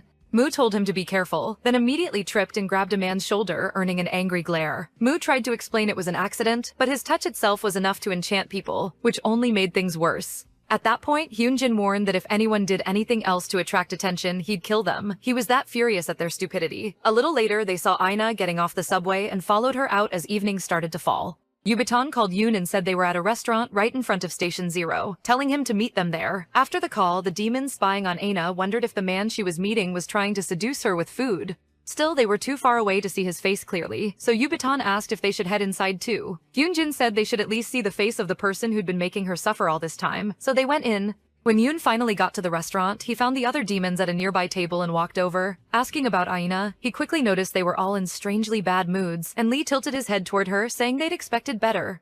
Apparently, Ina had terrible taste in men because the guy she was with was nothing like they'd imagined. Yoon thought he seemed decent enough, and he definitely had a big appetite, but none of them felt he was good enough for Ina. He looked more like her uncle than a date, and he wasn't even funny, yet Ina kept laughing with him. Mu especially couldn't stand him, particularly because the man didn't even seem that interested in her. They were only discussing work and other generic topics. No one could believe this was supposed to be her boyfriend, it just didn't fit, until Hyunjin got up to leave and the others asked if they were really just going to walk away. Sarcastically, he asked what else they should do, follow them around. They'd already seen enough, so there was no point staying. So they left in frustration until, all of a sudden, the man asked about the breast surgery she was planning to have, making Hyunjin and everyone else stop cold. Instantly, all their attention snapped back to the conversation. The question made Ina hesitate and stammer, but the man kept pressing, saying that if she'd decided, she should do it now instead of waiting. That made Mu rise in irritation, and Lee looked ready to kill the guy for being so rude. Yoon stopped them, warning they couldn't just rush over like that, but then Hyunjin himself walked past them. Meanwhile, the man said they'd discussed this a while ago, and Ina stammered that she'd been researching it, but since it was a famous clinic, scheduling that kind of surgery wasn't easy overnight. Then, as she looked down, she noticed a cat at her feet and wondered why there was a cat inside the restaurant. The man just smiled and told her to think it over, saying it could be good for her, completely unaware Hyunjin was behind him, ready to hit him, while Ina was distracted and the other demons watched in tense silence. Then the man added that it would be better for the editor if clothes fit the model's body properly. The moment they heard the word model, Hyunjin and the others froze in surprise, finally realizing what the conversation was actually about. That was when Ina noticed all of them standing there and pointed at them, completely lost, while the man asked who they were. Once it was explained, the man laughed and realized they were her new co-workers. He introduced himself as the editor from the magazine Ina had been working with, and after showing his business card, they all understood it was true. Annoyed, Ina asked why they were so shocked that she was a model. It should have been obvious, then showed them her work photos. That stunned Mew, who'd been frozen the whole time. She explained that for now she mostly modeled for online shopping sites and only sometimes for magazines, but the editor smiled and said she didn't need to be modest because everything she modeled sold well. That was when Mu remembered Ina complaining earlier that they were too noisy while she was looking at photos on a website. He pointed out that she'd once said she'd go out with someone she liked, and she replied she'd only said that because she thought that was what they wanted to hear. Then she crossed her arms and demanded to know how all of them ended up there, leaving them nervously trying to explain, until the editor smiled and said there was no reason to be tense. Since they'd come all this way, they should sit and eat together. He reached out a hand and added that they could all make great models, which instantly created a tense scene inside Hyunjin's mind. Just before he did something reckless, he felt Aina's hand on his, agreeing that they should all sit down and eat together. She pulled him into the seat beside her. The editor mentioned the table only fit 4, so they should probably move somewhere bigger. Even in a cold sweat, Hyunjin joined them as they all sat down together to eat. There, the protagonist introduced each of them, explaining they were doctors from the clinic where she worked. Smiling, she also introduced the magazine editor she'd worked with for a long time. Moon noticed the editor actually seemed pretty nice when he smiled and said they all must live nearby. That caught Lee off guard, and he asked why he thought that. The man explained that only locals knew about that restaurant, then suggested they exchange phone numbers while they were already talking. Lee started getting irritated and answered rudely, but Uberton cut him off. The editor just smiled and said it was nice meeting some of Aina's co-workers, so he simply thought they could stay in touch, apologizing because it might have been rude, but Moo whispered to Yoon to be careful. He could just be acting nice to steal their personal information. Still, the editor won them over fast, offering Lee a sweet and chatting more about where they worked. Yoon just watched them, judging how quickly they sold out. Then he tried the food and had to admit it was delicious. The editor said this was one of his favorite restaurants, and since finding good places was one of his hobbies, he could show them more sometime. But Hyunshin stayed still, not eating, just taking in the mood of the conversation and quietly watching everything. When they finished eating, the editor said goodbye and left. And even Lee and Yoon agreed he seemed nice and that it was the best meal they'd had in a long time. Moo said they should eat with the editor again, since sharing a meal with new people once in a while felt nice. As they were leaving, Aina walked over to Hyunshin and asked why they had really come there. He said it was to eat, which she knew was a lie. Then he invoked one of his requests, so she shouldn't ask, reminding her he only had 4 left. Slowly, Hyunshin admitted it was the first time those guys had eaten with other people like that, which surprised her. They didn't seem sociable at all, but he said it only happened because she was there. So he reached out and touched Aina's head, thanking her. She blushed, stepped back, and stuttered, but if he wanted to thank her, he should do a good job with her savagery later. Then she picked up her phone when she saw someone calling and froze the moment she heard Juhan's voice. He said he'd just gotten back to Korea, smiling because it was good to hear her voice again after so long. The next day, while Anna sat in her office, the demons quietly worried because she was acting strange. One of them even thought she might not be feeling well, but the pressure coming off Hyunshin startled him, so he went over and asked why Hyunshin was in a bad mood too, and whether something had happened between them the night before. The night before, when Anna got Juhan's call, she'd been surprised and asked when he got back. He said his plane had just landed, and she was the first person he called. Then he asked if she was outside. As she started answering, Hyunshin stepped closer and grabbed her wrist, catching her off guard. They stared at each other for a few seconds until Juhan asked what was going on, because Aina had suddenly gone quiet. Hyunshin said he'd take her home now, which made Juhan ask if she was with someone. Aina stammered, pulled her wrist free, and denied being with anyone, insisting there was nothing to worry about. Since then, Hyunshin had been trying to remember where he'd heard Juhan's name until he realized Aina had mistaken him for Juhan when she was drunk. Meanwhile, Aina was browsing fashion websites, thinking Juhan had come back much earlier than usual, which made her wonder if he'd finished the job quickly. She even considered asking Hyunshin again if there were any openings in the surgery schedule, but though she needed to talk to him, she sighed because things were tense, and starting that conversation felt hard. Hearing that sigh, Moo whispered to Hyunshin, wondering why Aina looked like she was being forced into surgery, and asking about her connection to that supposed Juhan. As Hyunshin told Moo to leave because he was annoying, someone knocked on the clinic door to say it was almost time for surgery. It was a nurse, explaining she'd sent a message but the doctor never answered, so Hyunshin said he was coming. He stood from his desk and told Moo to go to his office, then glanced back toward Aina's room. They had held hands the day before, so as he headed out, he hoped she'd be okay that day. Then he went into surgery. While operating, he instructed the nurses to start separating the chest tissue from the muscles, and one said she'd make the incision. Then suddenly, Hyunshin felt something was wrong.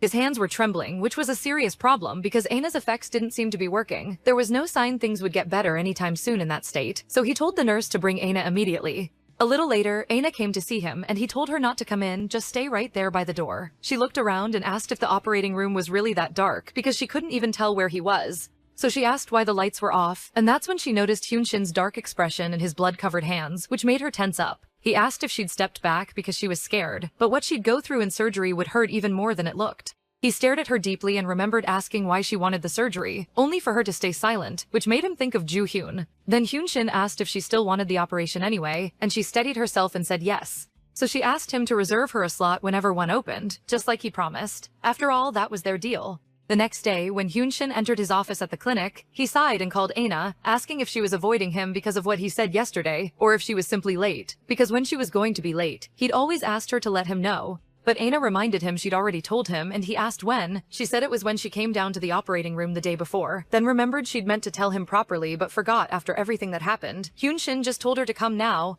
Aina said she couldn't because she was in the middle of a photo shoot, but he didn't care, he had work too. Still, she said she couldn't make it there before around 2 in the afternoon and asked if he could push her surgery back a little. After a pause, he set down his schedule and said he couldn't because his day was full. Then someone called for her on the other end, and Aina started to panic because the shoot was about to begin and she didn't know what to do.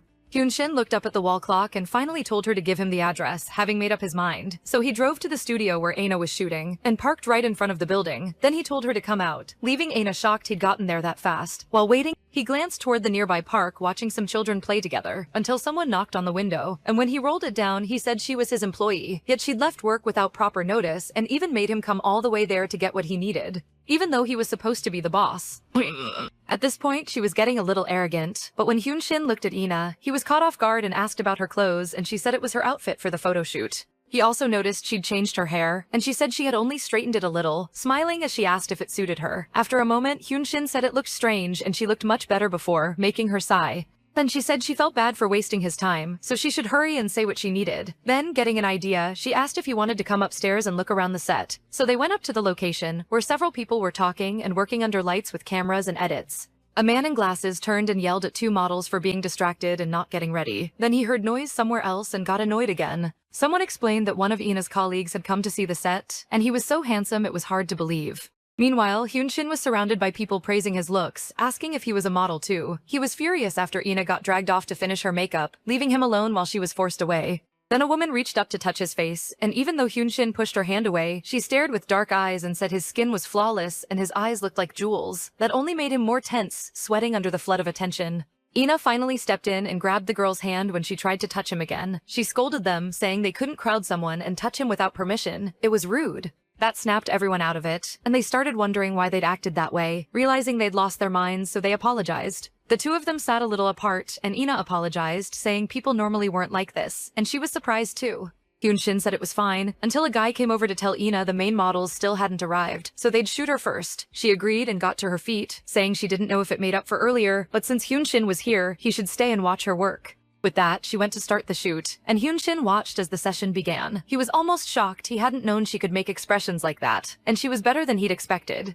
The photographer told her to go bolder, to look as arrogant and confident as possible, praising her because she was doing well. The longer she posed and shifted through expressions Hyun-shin had never seen on her before, the more impressed he became. Then a voice spoke from behind him, saying she was incredible, always talented and hardworking, though he hadn't known she was sociable too. When Hyun-shin turned toward the man, a dark aura settled around him as he listened to the man say Ina had made quite an extraordinary friend, and that he'd known what Hyun-shin was the moment he entered the set. To him, it was obvious Hyun-shin was a Lucifer, and he smiled, saying it was the second one he'd ever seen. But he recognized him right away. The hand holding his drink trembled, and even while staring into Hyun-shin's deep eyes, he could feel the pressure rolling off him.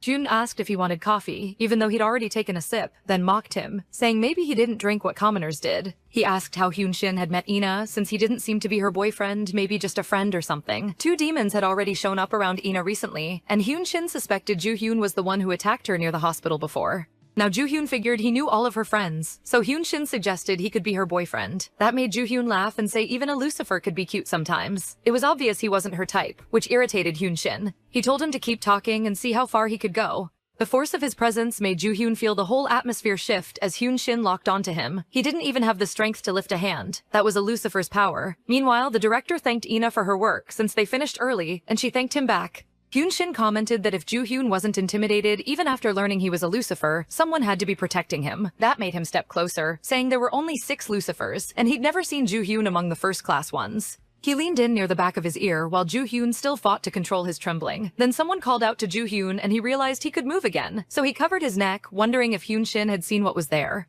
When Ina walked over, she smiled, surprised they already knew each other. Even though she'd been about to introduce Hyun-shin, she explained they'd met by coincidence, which clearly didn't please him, but she cut him off to introduce Joo-hyun.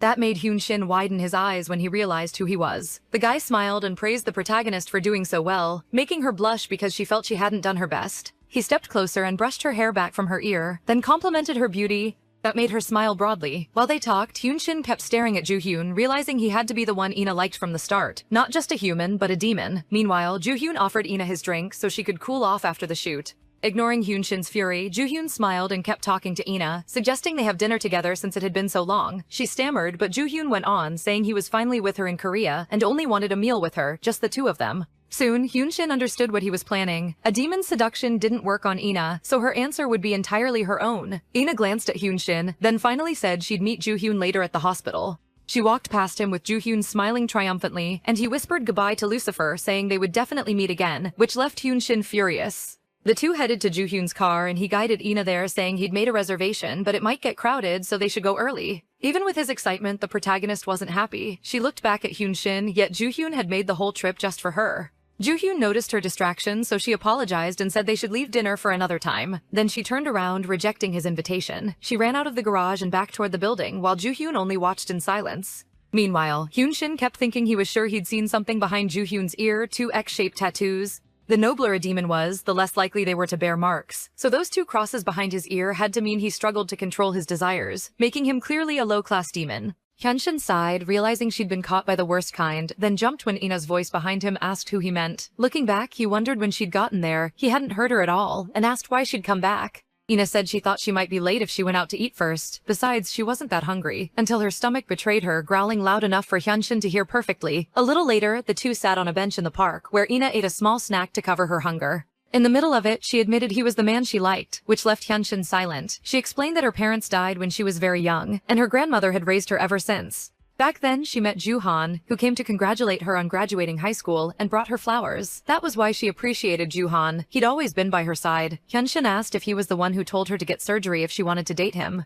The protagonist quickly denied he had ever said anything like that. He didn't even know she liked him. In fact, he was always surrounded by beautiful people, so she couldn't help thinking he might leave her behind one day. Even knowing it was foolish, maybe she hoped a few surgeries might at least make him give her a chance. After listening in silence, Hyunshin turned away and said being special wasn't always a good thing. Still, somehow it was saving him, and she was special, at least to him. That made the protagonist look at him with interest and ask if there was someone the doctor liked. He denied there was any such person. Then Ina asked about the woman in the photo, catching him off guard and making him stare at her in shock. She apologized, saying she hadn't meant to see it. And after a moment, he sighed and admitted it was his younger sister. He revealed that his father had died before he was even born, so it had always just been him, his mother, and his sister. Ina asked how things were now, and he fell silent, leaving her confused by how long it lasted. Then he stood up and said if she was done eating, they could go, and Ina agreed, a little surprised by the sudden change of subject. A little later, they returned to the clinic, where the protagonist found Joo-han, smiling and asking if she'd finished work, which shocked her. She asked how he got there, and he said he felt bad for letting her leave without eating, and had also heard from the editor that she worked there. That made her stammer that she'd never meant to hide it from Joo-han, who then asked if all the men around her were friends. Without realizing it, every demon was staring hard at Joo-han, but he kept smiling like he noticed none of it. As evening fell, Joo-han asked if she wanted to eat with him, and when she said yes, he told her to wait in the car. Then he lit a cigarette because he wanted a word with Hyunshin and the others at the clinic where Ina worked. Ali pointed out that he should introduce himself first, and Joo-han started by mocking his childish looks and short temper. It was obvious he was Satan. That made him flare up, demanding Joo-han reveal his class and species, and Yubiton warned that only proved his point. Still smoking, Joo-han said he remembered now, because Hyunshin had to be Lysan's son. Lysan, the 6th Lucifer, had broken a taboo by loving a human and fathering a child. He paid for it with his life, leaving behind his wife and son. So Hyunshin was that child, the result of forbidden love. From Yubiton's reaction, Joo-han could also tell he was a Leviathan, the kind that treated Lucifers brutally. With only 2 still quiet, he guessed Mew was a mammon, which completely surprised him, and Joo-han smiled, saying he'd figured it out just by studying his appearance, which infuriated Mew enough to step in and threaten him. But Joo-han only looked at Yoon, the last one, and deduced he had to be Beelzebub, completing the whole group. That left them with one question: what species was Joo-han? Hyunshin quickly decided he was Asmodeus, and Joo-han confirmed he was right. That's when Ina got out of the car and asked what they were talking about. Noticing the mood seemed tense, smiling, Joo-han said he was only asking the doctors to take care of her, embarrassing her because she wasn't a child. Then he wrapped an arm around her shoulders and led her away, and the protagonist said goodbye to the others so they'd see each other again the next day. Joo-han glanced back, thinking it would be disappointing to leave like this, especially when it would be more fun to show them something. Touching Ina's hair, he revealed a mark, which shocked Hyunshin, though Ina herself had no idea it was there. Joo-han only said long hair suited her. Then glancing back over his shoulder, he winked, infuriating every demon even though none of them could stop the two from leaving. A little later, the group gathered to investigate, and Yoon quickly found the book on Asmodeus. Its unique ability was marking, and the mark's shape and size could vary. It could be engraved anywhere on the body, and whether placed on a demon or a human, it let him track that person's location. In the car, the protagonist said he could have at least called, since she hadn't known when she'd finish work, while catching a faint smell of cigarette smoke. Joo-han brushed it off, saying he always arrived at the right time. Then she asked how his photo shoot had gone. He said it was nothing special, same as always. Ina mentioned that he always got to visit famous places, which must be nice. Then Joo-han asked how her grandmother was, and she said she was well and had even asked about him on the phone the night before. That's when he asked if she denied it, then pressed her about why she was working at that clinic. The money he'd sent should have been enough, and she didn't even seem interested in the gifts he'd brought.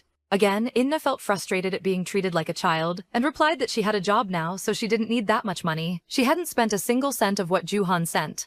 Meanwhile, Moo said it must have been Asmodus who attacked Inna before, and Lee asked what happened when someone was marked. After marking a target, Asmodus's hunger grows, so he tries to devour her as fast as possible. Among all the classes, Asmodus ranked low, only 4th class. So Yoon figured Inna must have been marked only recently. While they kept researching, Hyun-shin, still irritated, wondered when it could have happened. Moo asked what the conditions were, but for demons, there shouldn't be any. For humans, though, it meant either death or a kiss on the exact spot where the mark was left. That shocked both Hyun-shin and Muwa. Meanwhile, Joo-han noticed Ina's surprise and asked why she was acting that way when he'd wanted to visit her all along.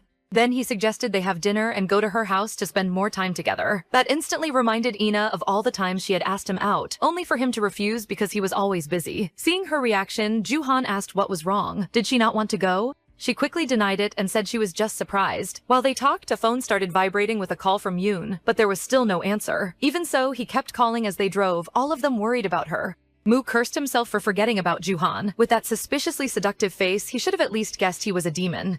Lee kept asking if they were close, growing more anxious in the car until Moo got a notification from a black-haired woman named Josei, which immediately relieved him because staying close to someone high-class could be useful someday. In her messages, she said she'd found 4 houses and was checking them all, so Lee owed her an hour for helping him. That surprised Muwa, and he told the others Joo-han had 4 houses in his name they could trace. Dinner was ending, and they had to get moving, not just for Ina, but also for Hyun-shin, who had vanished after their last talk and left everyone worried when he suddenly ran off. Still on the call from another car, Yoon said he'd send each of them an address to check and told them to call if they found Ina, so they could somehow track down Hyun-shin too. With one address left to search, Moo said they'd have to guess which house was the real one. So they just sped up, trying to search as fast as possible and use every second they had. Meanwhile, Joo-han brought Ina to Vente's house, guiding her into his large, elegant apartment. He explained he barely stayed there, so there wasn't much furniture or many belongings. Then he told her she could open the gifts he'd bought with her in mind, but she cut him off and asked what she meant to him. A long silence followed until Joo-han said she'd always be his princess, but that wasn't what she wanted to hear. He always said things like that.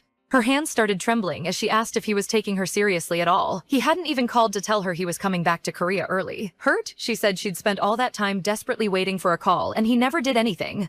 So she had to wonder whether she meant anything to him, covering her face with one hand. After a moment, Joo-han asked if she would be his girlfriend, catching her completely off guard. Then he smiled and asked if she'd believe she meant the world to him if he said it now while wiping away her tears. Meanwhile, outside a door, Lee tried to listen in but only heard a couple moaning, which shocked Moo. He was too worried to keep waiting there, and before he could punch the door, Lee reminded him he had that other ability to open doors. Moo said he could only use it if he could see what he was dealing with. Lee called him useless, but Moo snapped that they should just break the door down. Lee argued they had to do this properly. If it was only Ina inside, barging in would be risky. Seeing the logic, Moo, despite being furious, agreed they should at least confirm what was inside first. Though it wasn't easy, Lee suggested another way and led them up to the building's roof. Without hesitating, Lee went right over the edge. Using his ability to walk on walls, something any demon could do regardless of species or class, Moo sighed that he hated getting his clothes dirty, but when Lee told him to hurry, the two started walking down the building to the level of the 25th floor. From there, they dropped onto the balcony and heard noises coming from inside. At that point, Moo used his powers to pull the curtain open, and both he and Joo-han saw each other, though Joo-han was holding a woman in his arms. The woman turned and screamed, asking who they were, and Moo was stunned because she wasn't even Ina. Ignoring that, Joo-han stood up and casually said they were his friends, which confused her even more. Lee was irritated because they definitely weren't friends, but Yoo-han just smiled and said they'd have to continue later. The woman stormed out, angry and not understanding why she'd been invited there at all.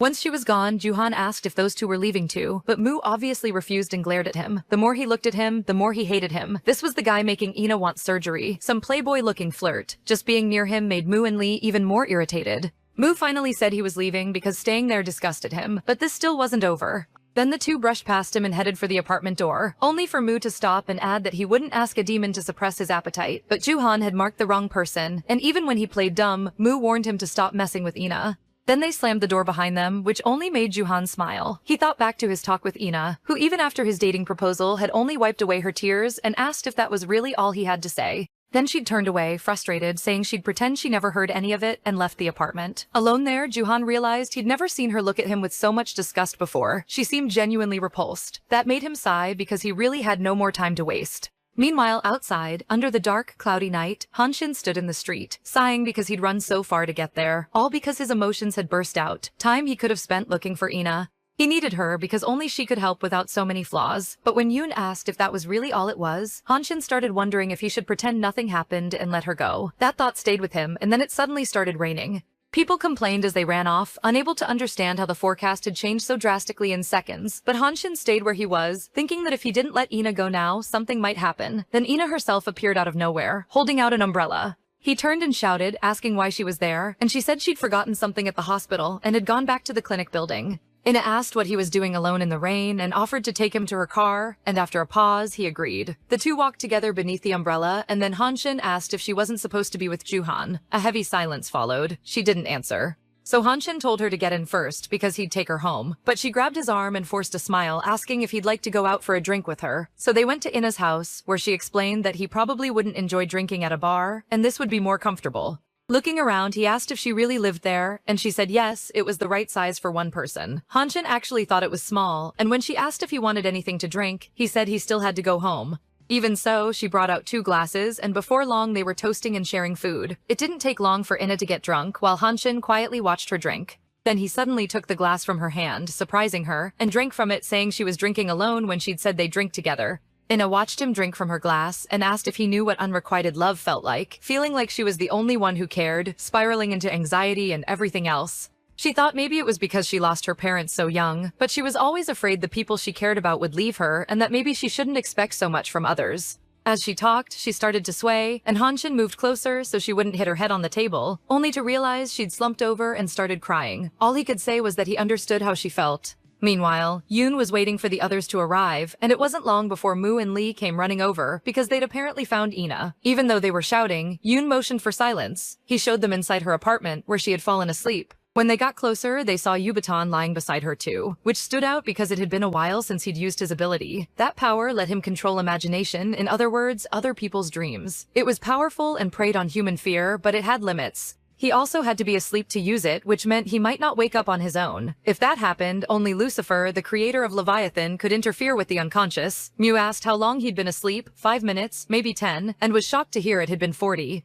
Beside them, Hyeon-jin just watched the two lying there until he told Yubaton to wake up, and Yubaton instantly did. Sitting up, he asked how long he'd been out, and they told him it had been almost an hour. Even so, he said he'd handled it, and Ina wouldn't have nightmares about what happened that day. Hearing that, Hyeon-jin praised him for handling it well. Then he told him to get some rest. At the same time, he motioned for Moo to come with him.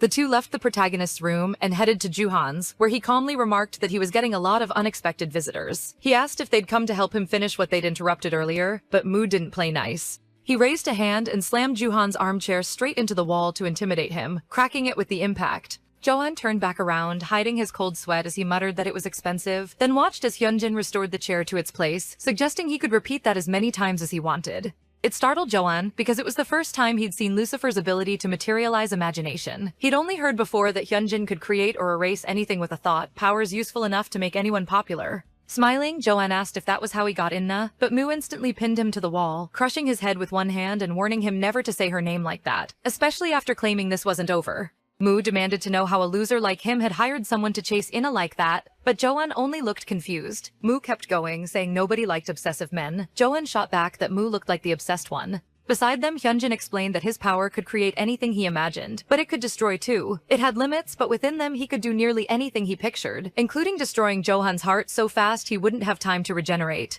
Johan stiffened and grabbed his chest. His heartbeat felt ready to burst. He dropped to his knees as Hyunjin warned him never to touch Ina again if he wanted his life spared for now. But Johan said he still wouldn't listen, because Hyunjin couldn't understand him. Hyunjin told him to go satisfy his hunger somewhere else. With the mark feeding on humans, his kind could fulfill anyone's lust. As an Asmodeus, controlling himself might be difficult. Suddenly Johan started coughing and clutching his chest, and Mew asked if Hyunjin really meant to kill him. After all, before they'd come to his apartment, Yubaton had warned him personally not to. Johan's heart seemed seconds from exploding, then finally settled, leaving him gasping with relief, still kneeling and coughing. Even so, he told them to just take his life already. His daily life was getting boring anyway, so maybe it was better to end it all at once. He even smiled faintly and told them to go all the way. Hyunjin answered only that he shouldn't push him because Johan wasn't alive by his choice. Then the two demons left the apartment and Johan alone. Heavy silence lingered until Johan decided to lie down on the floor, still bloodied and sweating cold. The next day, Johan showed up at the clinic like nothing had happened, smiling as everyone stared in shock. Johan looked at Mo and asked whether they'd made the warning clear, and Mo said they had. He'd barely gotten out alive. Still, Johan said he'd come to leave something for Aina, but Yun cut in and said she hadn't arrived yet. So Johan set a piece of paper on the desk for Hyunjin and asked them to give it to her when she came. All the while, he kept smiling in that irritating way at the doctor. Then he turned and left, and Moo muttered that it was creepy seeing him so calm after everything from the night before. There really was nothing likable about him except his pretty face, so they moved in to check what he'd brought for Aina and found a fashion show invitation. Moo wondered if he was trying to ask her on a date, but Yubitan said it looked more like he was seriously into Aina. He showed them his phone screen. It was an event centered on Johan himself. Then he asked if they were really planning to give the invitation to the protagonist, and Moo flatly said no. It was obvious Johan was trying to lure her in. Leaving it there for everyone to see was just meant to provoke them. Yubitan added that he'd invite her anyway. Moo refused to accept that, insisting they obviously shouldn't give it to Aina, and asked Hyunjin if he agreed. When the protagonist arrived, Hyunjin handed her the invitation and said a certain person had left it for her. She frowned as soon as she saw it, realizing Johan had come by and thinking it would be awkward to see him after what happened. She just thanked him for holding on to it. But that wasn't all. Hyunjin also gave her some medicine, explaining she'd had quite a bit to drink the night before, so he'd bought it for her. That made her grateful. Time passed until the fashion show finally arrived, and Aina watched the other models perform while cameras flashed everywhere. As she watched, Johan surprised her by walking over and saying she should have called when she arrived. She turned and saw he was already dressed for the day's show, so she complimented him, saying the outfit looked amazing. She added that she'd love to go on stage dressed like that someday too, which made him smile before saying he wanted to ask her something. He started asking if she was free after the show, but a loud noise cut him off. Both of them looked over in surprise and realized the commotion felt very familiar. All the demons had shown up for the fashion show too, hoping they'd finally come to the right place, even though they thought they should have followed the map.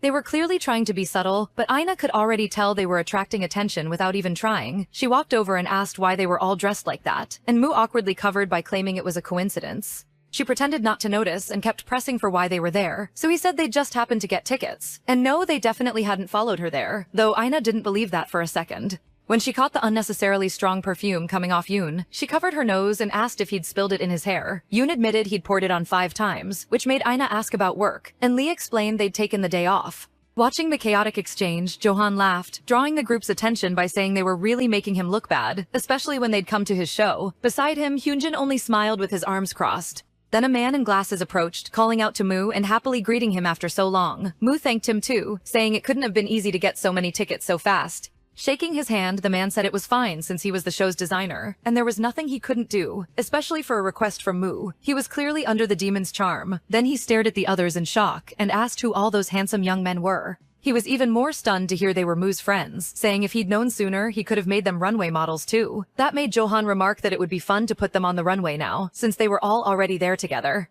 The suggestion made all of them shout in shock at the thought of going on stage. Moo immediately challenged the idea, asking why they should do that and whether Johan had completely lost it, since exposing themselves like that would be a huge problem.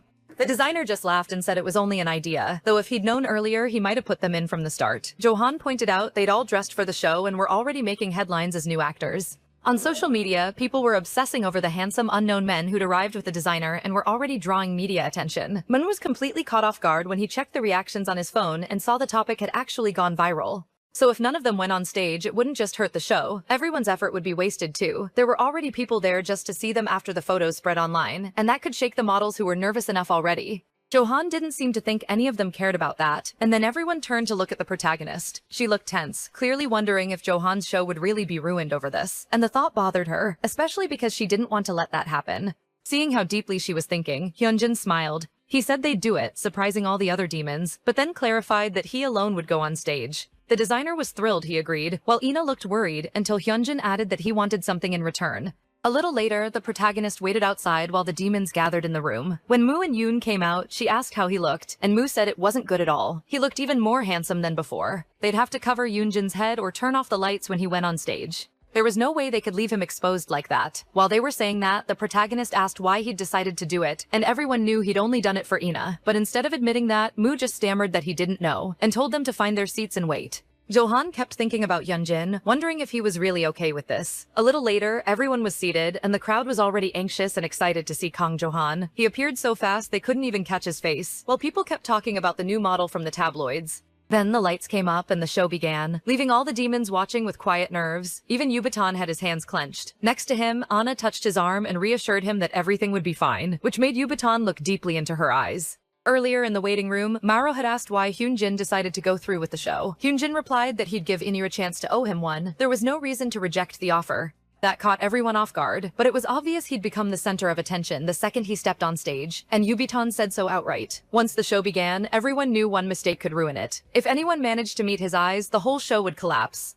Even so, Hyun-jin stepped onto the stage beneath the spotlight, captivating everyone as he walked past. He kept his gaze fixed straight ahead, never letting it waver, because he'd already promised he wouldn't let everything be destroyed because of him.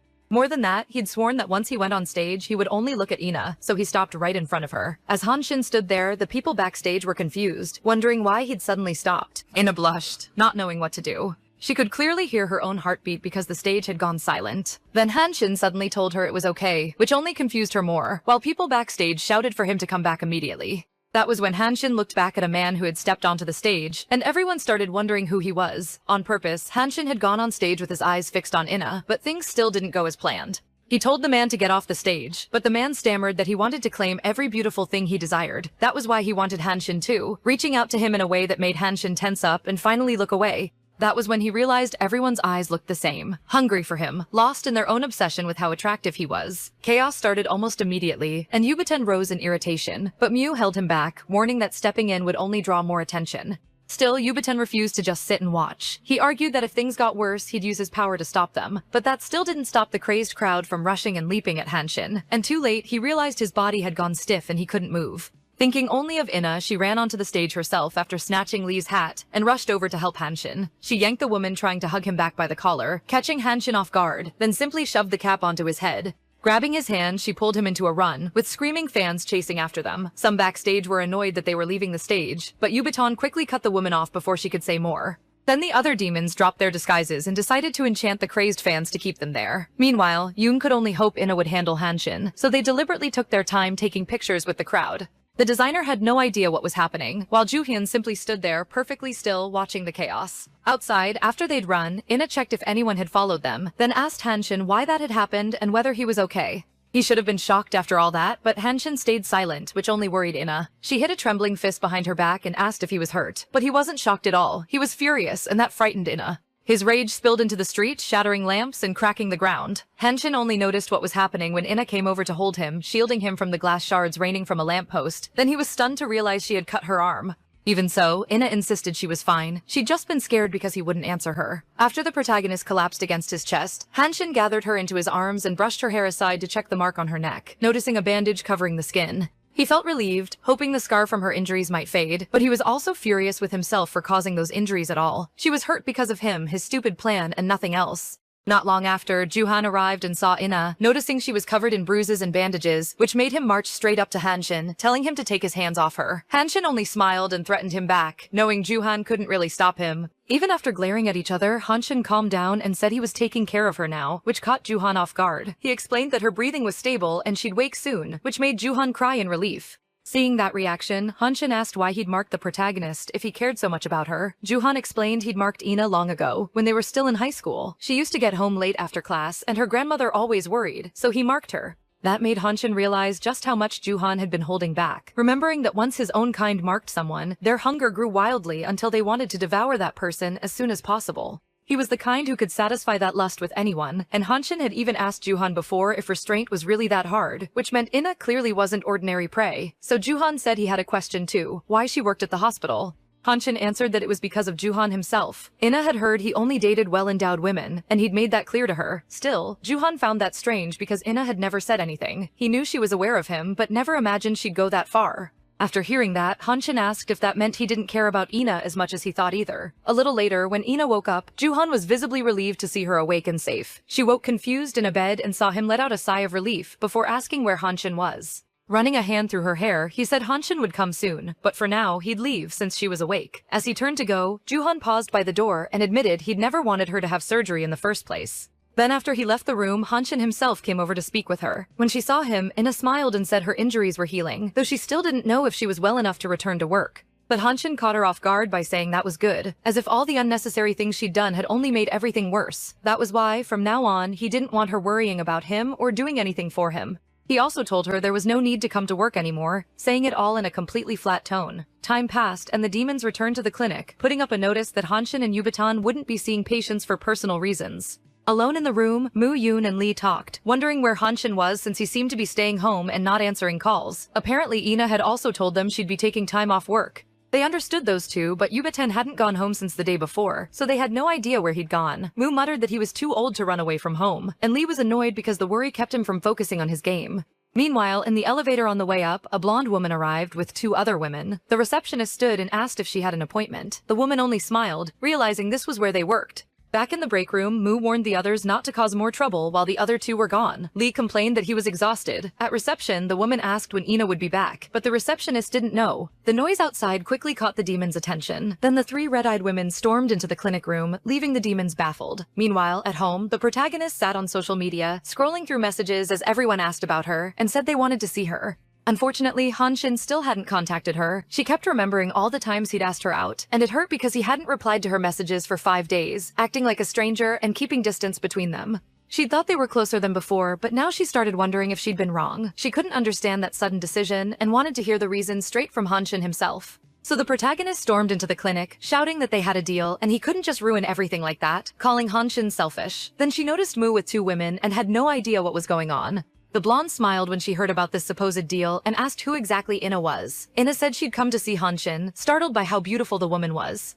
Still smiling, the blonde stepped closer and asked why she'd come to see him, reaching toward Ina's face as she asked her name. Before she could touch her, Moo and Yoon stepped in to stop her. Moo said that if she'd done what she came for, she should leave now, catching the protagonist completely off guard when he called the woman mother. The blonde looked at Ina, then laughed. Turning away, she said she believed she'd made everything clear this time and would leave the rest in their hands. The green-haired woman added that they should let Yubetan know she'd stopped by the clinic. As they left, Ina asked who they were, and Yoon explained that was Yubetan and Mew's mother. Beside him, Mew yelled at the black-haired woman, asking if she wasn't leaving too, and she crossed her arms, saying she couldn't go until everything was settled. This was Boyan of the Mammon species, and Moo quickly shut her up. Covering her mouth with his hand, he whispered that she should come back later, which only annoyed her as she pulled away, complaining she had nowhere else to go. That made Moo ask where she planned to stay, thinking she'd lost her mind when she said his house. While they argued, the protagonist asked Yeon where Hyeon-jin was, and he awkwardly admitted Hyeon-jin hadn't shown up to work in a while. Meanwhile, Hyeon-jin was at home, thinking back to his conversation with Juhan, who had asked what Ina meant to him. Juhan said he'd known her for a long time and had seen everything, even the times she made mistakes. He openly confessed that he liked Ina and wanted her to be happy forever, which was why he couldn't hand her over to Hyeon-jin. He knew that for demons, protecting family came first, which was why they couldn't reproduce with other species. The moment a demon had a child with a human, the demon died. There were only 5 Lucifers left, which made Hyeon-jin's species even more desperate to preserve itself. How terrible would it be to lose a human after she gave birth to a Lucifer's child? Hyeon-jin understood that better than anyone, especially with the risk of sharing his father's fate. Even when Hyeon-jin argued it was absurd, Joo-hyun insisted it would only condemn Ina to a miserable life. Just thinking about it made the whole building black out when Hyeon-jin's emotions flared. He stayed on the couch and quietly restored everything he'd wrecked with his powers, bringing the light back to the room. Then he heard a noise nearby, and a black-haired woman walked in, saying it had been a long time since she'd seen him. She smiled at her son, Hyun-shin. Lee-san, the 6th Lucifer, had defied the taboo and fallen for a human. They had a child, and he paid for it with his life, leaving behind his wife and son. Looking at his mother, Hyun-shin asked why she'd shown up unannounced and whether something had happened. She said he wasn't answering. His phone was off, so she came herself. Only then did Hyun-shin realize his phone had died. He hadn't even noticed, and let out a sigh as he apologized. That made his mother fall silent for a moment, before saying it had been a while since she'd seen him, and he looked more and more like his father. Hyun-shin looked up and told her not to bring him up, but before he could meet her eyes, he looked away instead. Seeing that, she asked if he still had trouble looking people in the eye. Then she reminded him she was immune. She'd been watching him since he was little.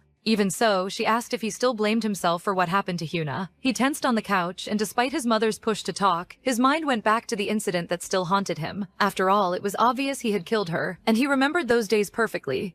Hyun-shin was the daughter of his mother and stepfather. 4 years after his father died, they demons normally awakened at 15, taking on their mature form and gaining control of their powers and seduction. But for some reason, Hyunshin still hadn't awakened, even after the usual age of 14 to 15. He couldn't even manifest seduction, and since nothing about him seemed demonic, his mother wondered whether to raise him among humans or demons. When the idea came up, Hyunshin himself offered to attend a human school. She wanted to raise him as a human, but feared that choice might only satisfy her own greed and hurt him. Still worried, she felt her son take her hand, smile, and assure her he'd be fine because he really wanted to go. When he finally started school, the class was thrilled to hear they'd be getting a new student that day. The girls were stunned by his beauty, and the teacher told everyone to be kind to him without overwhelming him. Then the teacher motioned to Hyunshin and asked if he wanted to say anything, but the room was already buzzing over his looks, with some assuming he was a celebrity. Even the boys felt strange staring at him, their hearts racing. After a brief pause, Hyunshin smiled faintly and asked everyone to get along with him. It didn't take long for the boys to invite him into their games and the girls to ask him to hang out after school. He always turned them down because none of it interested him, but people were impressed anyway since even his refusals looked cool. Attention poured onto him without any effort. It almost seemed like his mother had worried for nothing. Living among humans was easy. At least that's what Hyunshin thought then. His sister Hyuna also went to that school, and one day she brought him his gym uniform. He complained there wasn't even PE that day, but Hyuna insisted their mother had packed it, so he should keep it. She also asked him to tell their mother she'd be having dinner at a friend's house. Hyunshin told her to try to come home for dinner anyway, which made her pull a face and complain that he was nagging again, and that alone made him smile. Meanwhile, people were whispering about Hyunshin's sister, saying she was beautiful too, though they didn't really look alike. Still, some crazy fans decided that if they were siblings, they must eat and sleep together. One of those same girls came up to talk to Hyuna, leaving her confused because she'd never even met her. That night, Hyunshin came home, and when his mother asked if anything unusual had happened, he said no. She kept pressing. Had anyone followed him or gotten suspicious? Again, Hyunshin said nothing like that had happened. Noticing how tense she was, he reminded her he'd said from the start he'd be fine, so she didn't need to worry. After a pause, she gave a nervous smile, agreed, and let him go to his room. A little later, Hyuna came home, and Hyunshin asked what happened, since she'd said she was going to see a friend. Hyuna said that was true, she had planned to, but she felt tired that day and cancelled.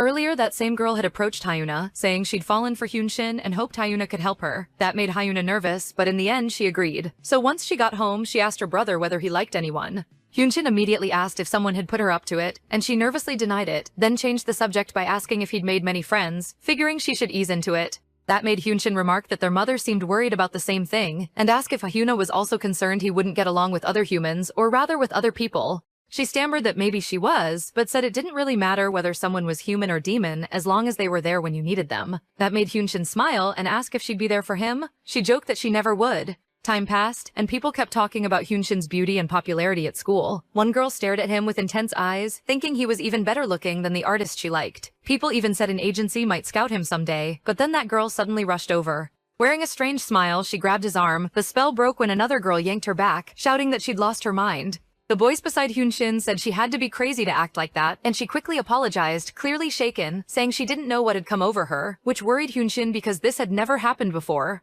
Later, people were even surprised to see him without his uniform jacket, and he said he'd thrown it away because it was contaminated. At that, his mother noticed he seemed a little taller than usual, though she thought she might be imagining it. Without turning, Hyunshin said she was. That made her ask whether anything unusual had happened that day, and he hesitated before saying no, nothing unusual had happened. But even as time passed, Hyunshin could still see the mark on his arm where she'd grabbed him. While he was lost in thought, he got a call from Hyuna and answered. He reminded her not to come home too late since dinner would be soon, but Hyunshin told him to come to school right now because she was there. That surprised him. She didn't even have any activities keeping her at school. Then Hyunshin heard soft breathing on the other end and asked whether he really needed to come. Hyunshin said she was asking, not forcing him, which only made him tense up and ask who was with her. The moment he heard the name Joa, he ran from home to the school, remembering the rumors that she was a total weirdo, always staring at people in a deeply unsettling way. When he reached the school, he saw a notice saying only authorized personnel were allowed because the rooftop railing was under maintenance. Even so, the higher he climbed, the worse his feeling got. When he arrived, Hyuna smiled because he'd gotten there sooner than she expected. But before she could lead him to the roof, Hyuna shoved her back by the shoulders and told her to go home, draping his jacket over her while insisting they leave right now, even when she asked him to wait. He ignored every mention of Joa. As they started down, Hyuna asked him to at least hear her out, but Hyunshin refused while hurrying her down the stairs and asking why she wanted him to meet that girl so badly. After hesitating, Hyuna admitted she was worried that someday when she and their mother were gone, he'd be left all alone in the world. She wasn't trying to force him to like Joa, just asking him to give her one chance. That made Hyunshin sigh, worn down by her insistence. So the two of them went back up to the rooftop, where Hyuna called out for Joa, wondering if she'd already gone down the stairs. Hyunshin remembered the place was under construction and wondered why Joa had picked somewhere like this. Even so, he warned Hyuna not to get too close to the railing because it was dangerous. Then a blood-curdling scream rang out, and Hyun-jin shouted at Hyuna to get away from there immediately. But she didn't understand and never saw Joa smiling behind her, so she couldn't react in time to Hyun-shin's warning. The moment she was shoved off the roof, she only managed to cry out her brother's name as she fell from that height. Hyun-shin ran to catch her, but he couldn't reach her because she was falling too fast, so he jumped too, desperate to save her. But his hand still couldn't reach his sister in time, and she hit the ground. Hyun-shin crashed down as well, slamming into the ground, but somehow surviving, blood running from his head. He couldn't move his legs, all he could do was scream in rage and agony over losing his sister. Time passed until Hyuna's funeral, where all her classmates were in tears along with their mother, broken by the loss. Meanwhile, Hyun-shin remained in the hospital, still haunted by the sight of his sister's death. And the person who came to visit him later was Joa herself, carrying flowers and smiling. Rage exploded in him. He got up and slammed Joa against the door, one hand at her throat, demanding to know why she'd done that, and she stammered that he only ever smiled at Hyuna and gave her all his attention. Staring at her, Han-sin saw something in her eyes, a possessiveness that felt anything but human. Joa swore she'd never forgive it. That's why she meant to kill every bastard closer to him than she was. Faced with that terrifying resolve, Han-shin let go of the girl's neck and she dropped to the floor coughing from the chokehold. Then he realized what happened to his sister was entirely his fault, and Joa proved it with the way she looked at him, saying she desperately wanted Han-shin's eyes. The longer she stared, the more they seemed like a lake or some rare jewel. But right in front of her, a bizarre bloody figure appeared and it terrified Joa. She bolted from the room in panic, screaming that there was a monster, rushing past a confused nurse who had no idea what caused the commotion. Later, when he met his mother, he admitted she was right. He never should have tried to get along with humans at all. He hated people who crossed their limits to help others and those who risked their lives for love. Still, Han-shin thought maybe he could keep Ina by his side because she was different in so many ways. But he was the one who pushed her away, cursing himself because demons, in the end, belong to their own world. Even now, nothing had changed, and when he thought about that, Han-shin instinctively pulled away from his mother's touch. Even as she held his hand, trying to deny that way of thinking, he said that even after 20 years, he still hadn't awakened. A man had even analyzed him and said he still seemed trapped in a boy's body, which was remarkable. Watching his mother, he could only assume his birth hadn't been legitimate. Anyway, they accepted Han-shin's enrollment because of what had happened to his sister in high school. Until his awakening came, controlling his abilities would be difficult, making life in the human world even harder. The new school had many kinds of demons, so adapting to the demon world should be easier there. With that decided, the man started showing them the rooms, not noticing two boys secretly listening to the conversation. As soon as they left the classroom, the boys ran, realizing they'd be caught if they stayed. Still, the man stretched out an arm when Han-shin's mother said she couldn't accompany them this time, leaving her confused. He explained it was only advice. She shouldn't visit her son at school or in the dorms anymore, because that place was full of hungry demons. From the way he leaned in to say it, it was obvious the man was one of them, but Han-shin quickly told him to back off. Without even meeting his eyes, the man felt the pressure coming off him and got scared, stepping back and apologizing for overstepping. He was stunned that Han-shin hadn't even awakened yet, was already strong enough to intimidate him, truly Lee Sun's son. Because of that, his mother worried about leaving him alone, but he said it was his own choice and the right thing for both of them. So without even turning around, he told her to take care of herself, ignoring the hand she reached out with. Even though she saw he never looked back once, she wished she'd stopped him then just to say one thing. Since she couldn't back then, now she held his hand and told him Hai's death wasn't his fault, her eyes filled with tears. After seeing her husband leave, his mother thought Han-shin would do the same. They were too alike. Why get so attached to someone who would only leave in the end? That was the thought she turned on herself. Deep down, she carried some resentment. Just looking at her son hurt. Back then, Han-shin told her he'd found a school for demons like him, and she started lying to herself, trying to believe that keeping him with her hurt Han-shin more than it hurt her. So she let him leave and enter the school, not realizing how much she would cry afterward. But now, holding her son's hand, she admitted she simply hadn't been strong enough to keep him beside her. They talked a little longer, then his mother got up to leave, since she'd only meant to stop by briefly. Han-shin asked if she didn't want to stay longer, but she just smothered it with a soft insistence that it was fine, and said he didn't need to walk her out, so he only told her to take care. Then she added that he didn't always have to hold himself back so much, before closing the door and leaving him alone in the apartment. Alone again, he sat down to think, and later realized he'd gotten a message from Yoon saying Ina was looking for him. After that, he decided to head out and drove through the streets until he spotted the protagonist rushing out of a building. He jumped out of the car and called for Ina, telling her to wait. He had no idea what was going on. Catching her wrist, he asked her to stop because he needed to check something with her, then saw she'd turned around crying with her phone pressed to her ear. Han-shin was caught off guard, but Ina said she was in a hurry and had to go right now. Panicked because she couldn't find a taxi, she said they'd have to talk later. He still told her to calm down and speak slowly, asking what had happened. His concern made her hesitate, but finally she started talking about her grandmother, who had collapsed. Wiping her tears, she stammered that her grandmother still needed tests, but might have to undergo surgery. That left her terrified something might happen to her grandmother, and seeing how shaken and fragile the protagonist was, he asked which hospital she was at. When she said Songlin Hospital in Guangzhou, he turned and told her to get in the car. Ina clutched her phone to her chest, trembling as she admitted she was really scared, so she asked him to hold her hand. That made Hanshin think maybe he had been holding back too much all this time, when what he wanted was right in front of him. So he reached out and held Ina's hand just like she asked, then asked if she needed anything else. A little later, they were on the road, Hanshin driving while Ina rested under his jacket. Even then, he never let go of her hand, staying focused while he drove and picked up speed to get there fast. It wasn't long before Ina reached the hospital, still worried about her grandmother, and found her lying in bed. A doctor came over and asked if she was the guardian, then brought her to his office to talk. He asked whether her grandmother had suffered a myocardial infarction before, and Ina said yes. Then he showed her that the artery had narrowed again where the stent was previously inserted, so she'd likely need another stent surgery. That made Ina even more anxious because her grandmother was so old, but the doctor said surgeries were much safer now, so there was no need to worry. The nurse would explain the details, and they could wait outside the office. After leaving, Ina went back to her grandmother's room and held her hand, clearly worried and sad. Beside her, Hanshin told her to at least go wash her face. Her grandmother might faint if she woke up and saw her granddaughter looking like that. Ina realized she was still crying, wiped her tears with her hand, and stood up. She hurried off, saying she'd be right back, leaving Hanshin alone in the room with her grandmother. Standing beside the bed, he could hear her heartbeat, so he moved closer and touched Ina's grandmother. A little later, when the protagonist came back, she found a commotion in the room, with doctors and nurses in shock, barely able to do anything but apologize. Ina's grandmother was awake and sitting beside Hanshin as the doctor bowed and apologized. The new scan showed her arteries were completely normal, they'd never seen anything like it, and were genuinely stunned. So they were discharging Ina's grandmother immediately, and the elderly woman herself looked surprised as she looked at her granddaughter. Ina ran over and hugged her grandmother with tears in her eyes, making the older woman ask in concern what was wrong.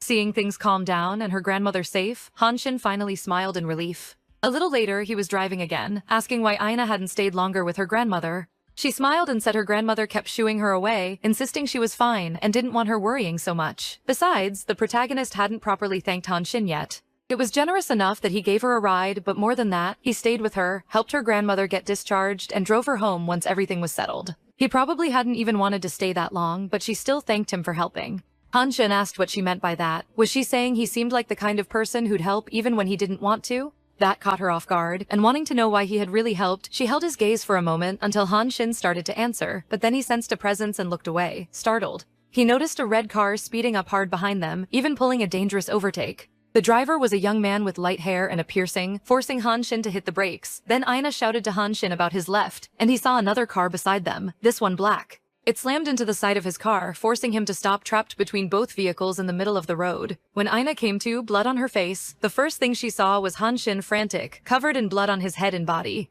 Terrified he was badly hurt in the crash, she reached up to touch his face, bringing up the hospital. After trying to shield Ina during the accident, he lifted his hand to wipe the blood from her face, then realized it wasn't hers. It was his, which made the protagonist insist they needed to get to a hospital fast. But Hanshin covered her mouth with his hand, telling her to stay quiet, and told her not to swallow anything. Then suddenly beside them, a cat appeared, and Hanshin immediately knew it wasn't one of Lee's. Then the driver of the red car got out, walked over, and called him Lucifer, while Hanshin recognized the man as Satan. Leaving Ina in the car, Hanshin stepped out to face him. The man noticed, he clearly hadn't expected him, and mocked that maybe he'd forgotten, though they'd sent their regards before. He also guessed the human in the car was the one from before. Before that, the man had tried to take something from the black car's driver, but got caught. And when Hyunshin noticed the mark on that driver's ear, his eyes widened as he realized it was the same demon who had marked the two men that threatened Ina on the street long ago. So back then, none of it had actually been Ju-hyun's doing, and that infuriated Hyunshin as he stared at the man. Calmly, the demon asked if he really meant to leave Ina like that, because at this rate, she was obviously going to die. That made Hyunshin hesitate, especially when Ina murmured that her body felt like it was burning. The other demon remarked that she really had drunk Lucifer's blood. Her stained lips made that obvious. Hyunshin moved closer to speak to Inta, while the man outside said he was only stopping by to say hello, then waved goodbye, leaving Hyunshin desperate as he sped off in his car. But then he was caught off guard when a white car slammed into his. He yelled in anger, demanding to know what was going on. Even then, he kept speeding away, which only frustrated Ju-hyun more. He shouted for Hyunshin and Inta to get into his car immediately. Later, they took Inta to the hospital, where she lay resting in bed with several red marks across her body. Ju-hyun realized she was in an unusual place, and only then checked her message about her grandmother, figuring out he'd found them by chance on the way. Hyunshin said he had noticed too late, and asked if that was because of the mark Ja-hyun had left on Inta. Ja-hyun hesitated, then said that didn't matter right now. What mattered was that she recovered, and Hyunshin should know how to make that happen. Meanwhile, Yun was driving fast with Ma and the others, pushing the car as hard as he could, but Ma still snapped at him to get out of the seat so he could use his powers to clear the cars ahead. That only annoyed Yun, who said it would make the chaos even worse and told him to sit down. In the back, the black-haired woman said she was thirsty, making Yun ask why Ma had brought her along. Ma said he had no idea what she'd do if he left her alone at his house, and even after he told her to leave, she refused. The woman reminded him she'd only go if he did that thing with her, the coming-of-age ceremony. Ma shouted that she'd lost her mind and demanded to know why it had to be with him. Since this was an emergency, he told her to shut up. Irritated, she said the answer was simple. It was the only way for her to become whole. If she missed this cycle, she'd stay incomplete for who knew how long, and obviously Mu should want to become stronger too. When he hesitated, she teasingly asked if he'd never done it before, then laughed at him. Meanwhile, Johan froze in surprise and mild irritation when Hyunjin announced he was going to kiss Aina. Back in the car, provoked by the girl, Mu used his powers to fling one of the snacks straight at her forehead, making her yelp in surprise. Frustrated, Mu lectured her. She'd only just gone through her awakening, and honestly, he was old enough to be her uncle, so she was far too young for him. She complained that it shouldn't matter since they were all demons anyway. Mu shot back that he preferred older people, which led Yoon to comment that none of them had even gone through a coming-of-age ceremony. But Lee stunned everyone by saying he had, and that he even had a child, shocking Mu and everyone else in the car. When Mu asked why he was still so small, Lee smacked him in the face with his lollipop. Meanwhile, Hyunshin repeated that he was going to kiss Aina because he needed to drain her blood before it spread any further. She was sweating and in pain, and to Hyunshin, the fastest way was to draw it out directly with his mouth. Johan said he'd never heard of draining a demon's blood that way. Even so, Hyunjin replied that he knew the body's resilience came from its nature, always trying to return to its original state. He planned to use that to pull the blood back out of her body. If it failed, he'd find some other way to save her, no matter what. Taking off his jacket and rolling up his sleeves, Hyunjin said that if Johan was just going to stand there, he could at least guard the door. Then he walked past him, but Johan asked how Hyunjin could stay so calm even in this. Johan faltered but still asked him to save Aina no matter what. Hyunjin told Aina she should have listened more carefully to Johan's voice, so now she needed to find a way to heal herself. A demon's blood was a deadly toxin to humans, and Lucifer's blood was especially lethal to anyone who swallowed it. A demon book even described how to detoxify humans who ingested demon blood. So there was no time to waste. That was why Hyunjin was determined to kiss Aina. Leaning over her, he said if she didn't want this, she should wake up and stop him now. Then he leaned in and kissed her, which slowly made the red marks on Aina's body fade and disappear. Her heartbeat started returning to normal, and her body gave slight spasms as the minutes passed. Sometime later, Yoon and the others burst into the room, worried about Aina, and rushed over to check on her. Yoon noticed their clothes were soaked in blood, yet Aina's face looked fine despite it. Hyunjin said the poison had already spread quite far, so he couldn't say exactly when she'd wake up. Mu commented that she must have drunk his blood, but that didn't seem right, because she looked fine and Hyunjin said he'd already extracted it. When Mu asked how, Hyunjin just looked away and stayed silent, acting like it was nothing. Yoon said he'd heard a demon had attacked them and wondered who it could be. That instantly angered Mu and Lee, who demanded to know who was insane enough to attack a Lucifer like that. Right then, Aina sat up in bed and asked who exactly they were talking about killing, and what they meant by a demon, making everyone freeze as she pressed them on what all of this meant and who Hyunjin really was. To be fair, Aina had always found Hyunjin's remarks about not being able to stand blood strange because they made him seem different. Even with all the weird things surrounding Hyunjin, Aina had brushed them off as coincidences. But after the accident, she'd heard the whole conversation between him and the other demon. She'd seen his injuries too, and noticed he'd already healed long ago. That made her clench her shaking hands as she asked him to tell her the truth and reveal exactly who he was. A long, tense silence filled the room until Mu and Lee awkwardly said they'd wait outside. Mu even shoved Yoon out with them when he wanted to stay, leaving Hyunjin and Aina alone. Instead of answering, Hyunjin asked how she felt, and she said she was better now and didn't feel feverish anymore. That relieved him because her recovery seemed even faster than expected. Then Aina returned to it, asking if he was human. He said he wasn't, and that made her tense up a little. She pressed on, asking if he was a demon. A breeze slipped through the window and stirred the curtains as Hyunjin admitted she was right. Stammering, she asked if that was why he couldn't stand the sight of blood, and again he said yes. Just as with every question after that, looking into her eyes helped calm him. But then Aina asked if he still planned to perform her surgery. Hyunjin hesitated before saying no. He asked if she'd only now realized he had been using her. All those strange things happened because of him. He needed her, so he deceived her. Now that she knew what he really was, he said she should obviously be afraid. With a smile, he added that she didn't need to come to work starting the next day, then turned to leave. But Aina called for him to wait. He kept walking to open the door and go. That made her shout for him to stop right there, startling him when she jumped out of bed to follow.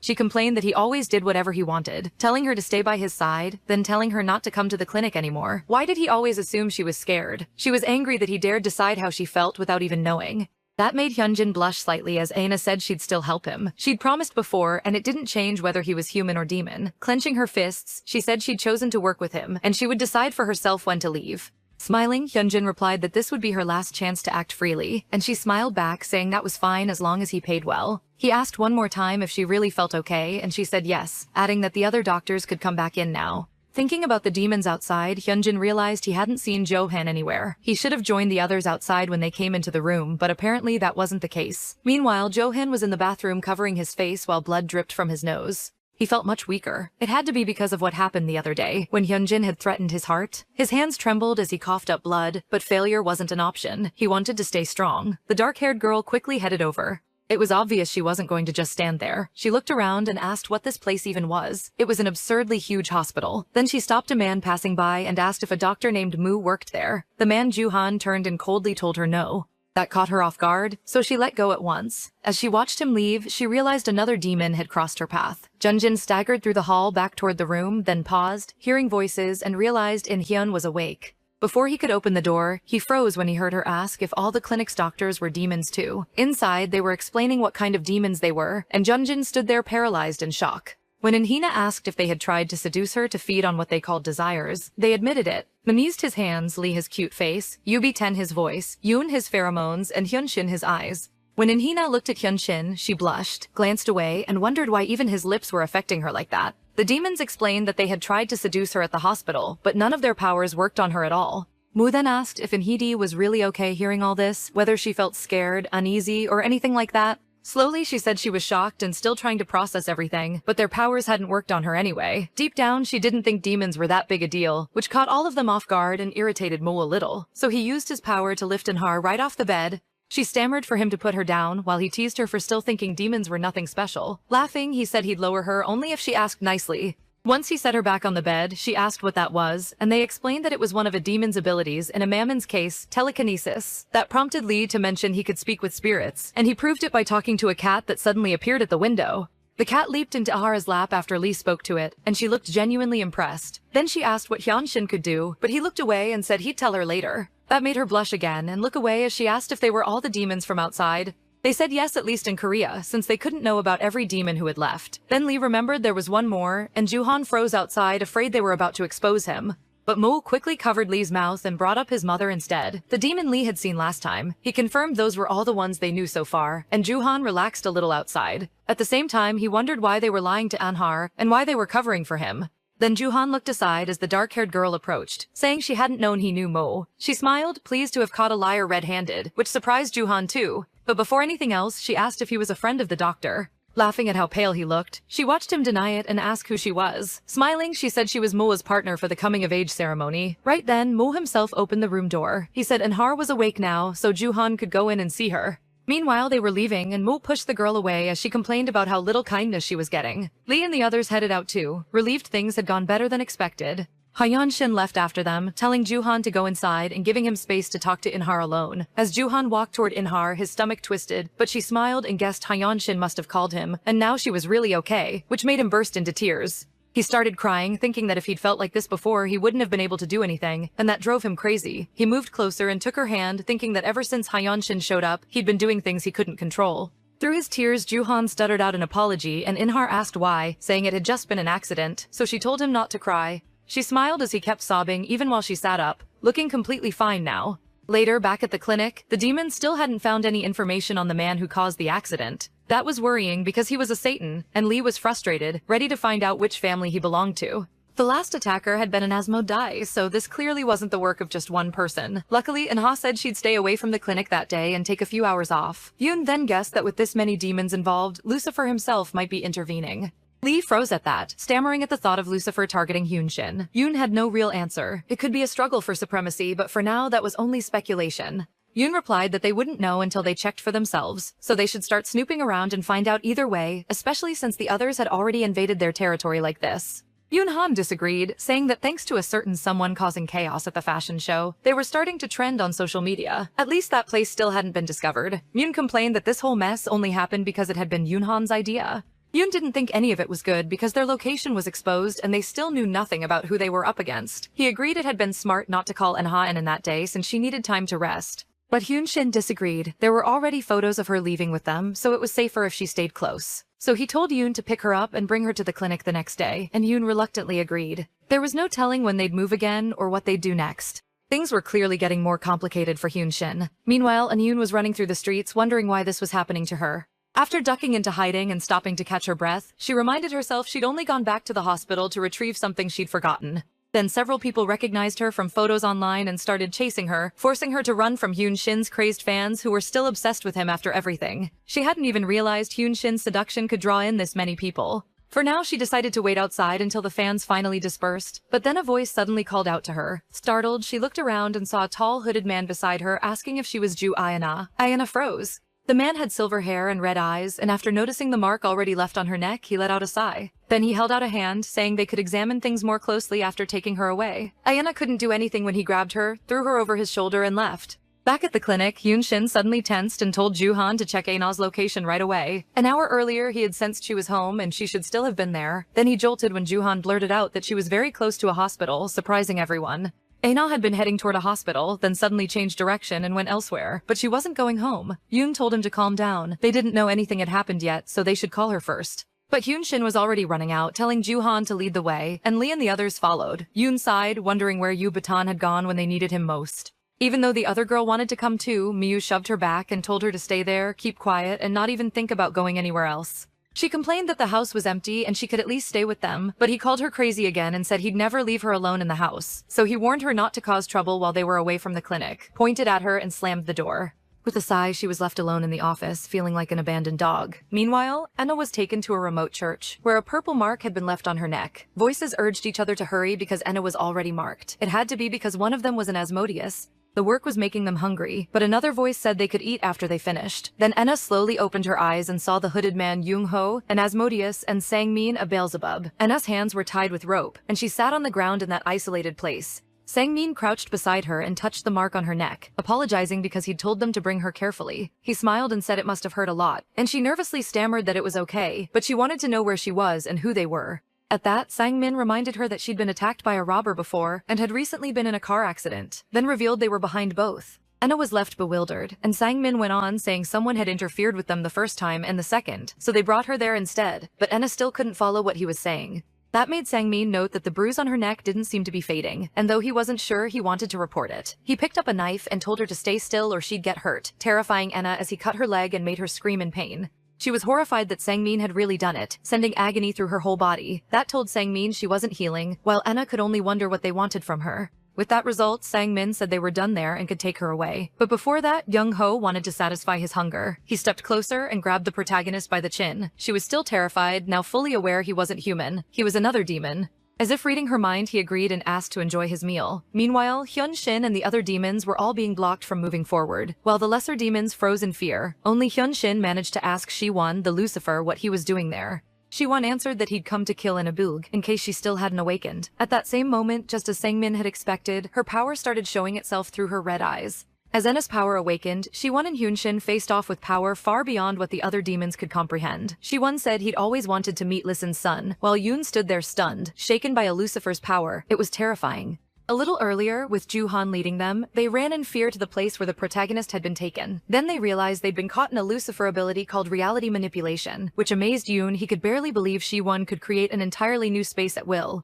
With one look, it already seemed bigger than the building they'd entered. Yoon and Lee had very limited powers, and Ju-han's ability wasn't suited for combat at all. Even so, they were up against a Lucifer and a Mammon attacking together. What stood out was how different two Lucifer's powers could be. Shi-won then remarked that this Mammon apparently hadn't even gone through his coming-of-age ritual yet, mocking Mu because he wouldn't be able to touch him. Then, right beside him, Ju-han attacked Shi-won. That made Shi-won smile at his nerve. Though even Mu was startled by how impulsive it was, Ju-han just told the Lucifer to get out of his way right now. 12 years earlier, Ju-han had been abandoned, sitting on the ground in heavy snow, until an old lady found him. He asked what she was staring at, and she started to walk away but then stopped and murmured that she had an empty room. That small kindness was how Aina's grandmother took Ju-han in. She introduced him as a friend's grandson, a lie even Ju-han couldn't believe, but Aina's grandmother still hoped he and her granddaughter Aina would get along. After taking a bath, he came out shirtless and completely caught the girl off guard. She crouched down, face red with embarrassment. Seeing her that flustered, Ju-han started laughing because it was strangely adorable. Later, Aina put on her school uniform and asked if it looked good on her. He smiled, called her beautiful, and joked that he might need her to be his wife. The comment caught Aina off guard and made her blush. She protested that they couldn't do that because they were family. As time passed, Ina grew more distant, but Juhan kept teasing her, asking if she didn't like him anymore. She only blushed and looked at him. Juhan pointed out that she hadn't shown him much interest lately, but he could still feel Ina's emotions. She really did like him a lot, she just kept telling herself they were family. Hearing her thoughts, he realized she'd hate losing Juhan if they were ever forced apart. That concern for Ina drove him to attack Siwon, but he was quickly blasted back, left bleeding as Yuhan rushed over to check on him. Looking at Juhan, Siwon knew he was probably going to lose a lot of blood and asked who wanted to try next. Hyun-jin realized he couldn't undo the room Siwon created no matter how hard he tried. More precisely, every time he erased one room, another was waiting behind it, like endless layers, as if Siwon kept making new rooms while fighting Moo and Hyun-jin. Since there was no end to it, he decided they needed another way through. Then everyone was startled when an image appeared on the wall, and Siwon smiled when he saw that Aini was alive. More than that, just as he'd imagined, she really was a demon. After moving through the space into the room where the demons were, she wondered if she was supposed to have powers like the others, but couldn't understand how that was possible. Then Siwon approached and showed her a photo of a woman with red hair, asking if she knew that woman. His eyes widened when he realized it was her mother, which also drew Hyun-jin's attention, especially when Siwon burned the photo. He said they'd all heard of the Thousand-Year War, one of the only wars in all of Hell's history. A mixed species was born from a human and the first Lucifer, and they were so powerful every other demon feared them. So, under cover of the war, they were exterminated. That war lasted 1,000 years until Lucifer sacrificed his life to end it, stopping the extermination of an entire species at the heart of the conflict. That species was Belphegor. Mu asked why he was telling them this now. So Siwon continued, saying she was the last Belphegor and had taken refuge in the human world. After hunting her for years, they finally found her, only to learn she wasn't alone. Then he looked at Ina and revealed that the Belphegor had joined with a human and given birth to a child, laying out the truth. The Belphegor had broken the forbidden law and was still alive and well, so of course they were curious about her daughter. Beside him, Young-ho finally found Ina after opening several doors, and Mu realized there were even more demons there. But Saiwon went on, saying that above all, he was glad to see Luk-in's son in person, which made Young-shin ask who he really was. At Young's signal, Lee whistled through his fingers, summoning a Satan's beast, a huge feline named Adon. With a snap of his fingers, Lee used the chance to get them out of there, while Hyun-shin kept staring at Ina the whole time. They escaped with Aiden's help, and once outside, Lee thanked the cats for their great work. Mew complained to the girl who helped them that she could have at least brought the car too, and she got annoyed since she hadn't even gotten a proper thank you. Siwon and the others only watched them leave, saying there was no need to chase them because he had a better idea now. Later, they all returned to the clinic, while Mew and Lee waited outside as Ina was treated. When Yoon came over, he said she was with Hyun-shin, sleeping deeply from exhaustion. Even so, she seemed to be doing very well. Lee mentioned he'd heard of the Belphegors before. Usually, when a demon has a child with a human, the demon disappears and the child inherits the demon species. But sometimes, when a Lucifer and a human came together, it created an entirely new species. They were called Belphegor, ranked lower class, but with a unique transcendental ability. So while other demons mocked them as half-breeds, deep down they feared them, and Mu wanted to know what that transcendental ability was. Yoon explained that it was a defensive power, the ability to eliminate anyone who made contact with them. They could even erase a demon's thoughts, emotions, and actions, so it wasn't a drug or anything like that. The reason Hyun-shin felt good when he saw the blood was Ina's ability. Even so, Mu pointed out she couldn't heal from wounds right away, and probably didn't even know her power was active. Yoon agreed that seemed to be the case. She was a lot like Hyun-shin before his own awakening. Lee then said those guys would probably come back later, along with that man who looked familiar. With a sigh, Yoon agreed, saying Siwon had clearly let them go on purpose because they could always return later. Meanwhile, the receptionist greeted someone who immediately made her blush, and she asked if he had an appointment. She wasn't the only one. Several others were just as flustered. Soon after, someone entered the room with the demons, shocking everyone when Yubaton appeared, asking what had happened while he was gone. At the same time, when Ina woke up, she cried out for her mother, still shaken from crying and from the nightmare. When she looked to the side, she saw Hyun-shin sitting nearby. She asked what had happened to her and her mother, but instead of answering, he rested his head on her bed and started talking about the sister he once had, and how she died because of her ability when she couldn't control her powers. Even though he too was the child of a demon and a human, he had been raised by an ordinary human, just like the protagonist. So she asked what would happen to her now, and Hyun-shin told her nothing had changed, and nothing would. She had always been special to him, and always would be. That's why he'd protect her no matter what, as long as she didn't run away. She agreed and promised him. Then Hyun-shin said she should stay at his place from now on, which left her stunned. Though he said it would only be temporary, she nervously replied that she didn't even have clothes to change into. Smiling, he used the chance to explain his ability. He could materialize anything she wanted. She was caught off guard when he created not just clothes but beauty products, a console, and makeup too, telling her all she had to do was say the word. Still surprised, she listened as Hyun-shin added that he could also hold her hand whenever she wanted, and he reached his hand out. That made her blush, and she reached out to take it, asking if she could hold him for just a moment. Meanwhile, back at home, Joo-hun sat on his bed and realized the pain was gone.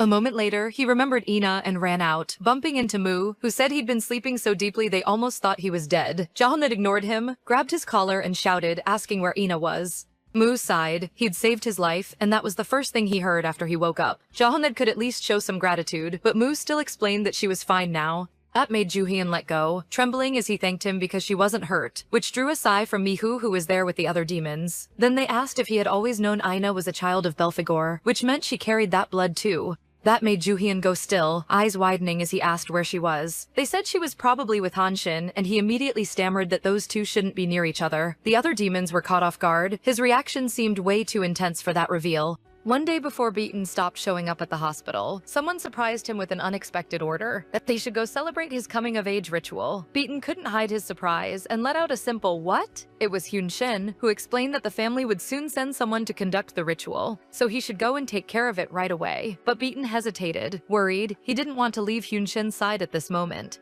Hyun-shin, however, was practical, saying that if that was the case, he should just come back as soon as he finished. Beaton falls silent, thoughtful. Realizing he has no other choice, he bows and promises he won't take long. Returning to the present, we see Beaton now looking a bit different, entering Hyun-shin's office in a rush. Who, upon seeing him, comments that he looks different. Beaton asks where Ina is, and Hyun-shin, with an indifferent look, asks who he's talking about. Beaton freezes hearing this. Damn it, he curses mentally. Remembering the explanation Yushin gave earlier when he found out what Ina was, he explained that Belphegor was considered the lowest class among demons, but by carrying the blood of a Lucifer, she had a unique and powerful ability, and when close to a Lucifer, that ability only grew stronger. That's why the Lucifers didn't willingly get involved during the Thousand-Year War. If they were right that Ina hadn't reached her awakening yet, then there was no way to know how far her abilities could go. While Beaton recalled Joo-hun's explanation, we see Ina and Hyun-shin earlier that day acting cutely with each other, until out of nowhere, Hyun-shin turns to Ina and asks, "Who the hell are you?" Beaton leaves Hyun-shin's office, worried, and notices Ina sitting in one of the armchairs. She looks sad, so he approaches slowly, reminding her who he is. "Dr. Yu?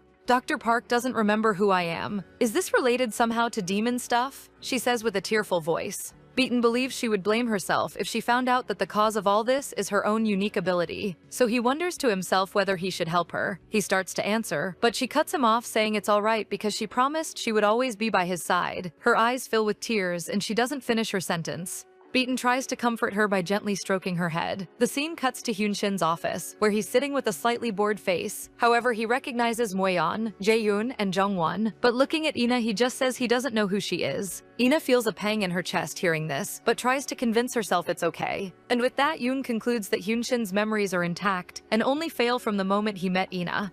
It's already late and they decide to deal with it the next day, so everyone starts to leave, except who will take Ina home. Hyun-shin doesn't want to take her since he doesn't remember her, so he and one of the guys start arguing about it, until Ina raises her voice demanding that she will go with Hyun-shin. The scene cuts to the two entering Hyun-shin's apartment. Ina stops at the entrance waiting and looks at Hyun-shin. Not understanding, he asks why she isn't coming in. She says she's waiting for him to get her slippers. After all, he did that the last time she was there. This bothers him. He wonders if he really brought this woman to his house before. He starts walking again and tells her to get the slippers herself. Ina puts on the slippers that are near the entrance, and as soon as she steps into the apartment, she feels her stomach growl loudly. She goes over to him and asks if there's any food in the house. At first, he thinks the question is silly and immediately says there's nothing to eat, but she suggests he could use his power to materialize things. Surprised, he wonders how the hell she knows about his powers. Her stomach growls loudly again, making Hyun-shin give in and use his power to feed Ina. He watches her as she eats excitedly, and when she's almost finished, he asks her who she is, how she knows Beaton and all the other guys, how she came to his house before, and what they were.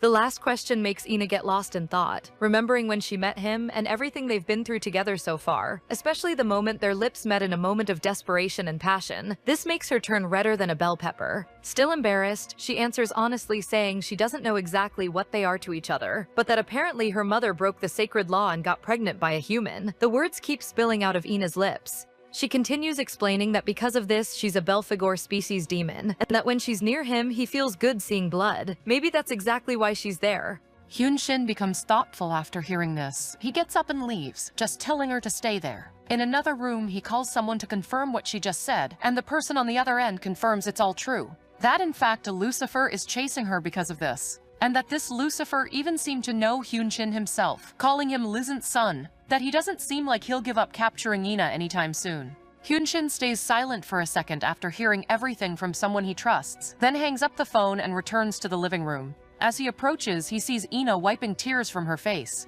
He asks if she was crying, and she, hiding her face, says she wasn't. In a serious tone, he asks if she knows how to use her own abilities. Remembering the outburst she had, she answers no, and that, to be honest, she doesn't remember what she did or how she did it. Hearing this, Hyun-shin concludes that she hasn't awakened yet. He explains that Belphegors possess a unique ability called defeasance. In other words, an ability that nullifies anyone she comes into contact with, including their actions, thoughts, and emotions. With a dark look, he asks if, before losing her memories, she happened to touch him. Surprised at what she just heard, she answers that they held hands. And then Ina understands everything. She breaks down in tears, blaming herself for having done this to him, and even more for having been upset with him for forgetting her, when actually she was the one responsible. Hyun-shin watches the woman in front of him fall apart in tears, and despite his cold look, something inside him is bothered. He feels a little sad seeing her suffer. Instinctively, he reaches his hand toward her to comfort her, but stops mid-gesture and regains his serious posture. Then he tells her not to cry. After all, it's not her fault. He chose to hold her hand. What she needs now is to learn to control her ability instead of crying over something that already happened. Once she manages to control her abilities, she'll be able to touch him or hold his hand as much as she wants. Ina feels strangely comforted by him, and with a smile on her face, she stops crying and agrees. The scene cuts to the two of them on the building's rooftop.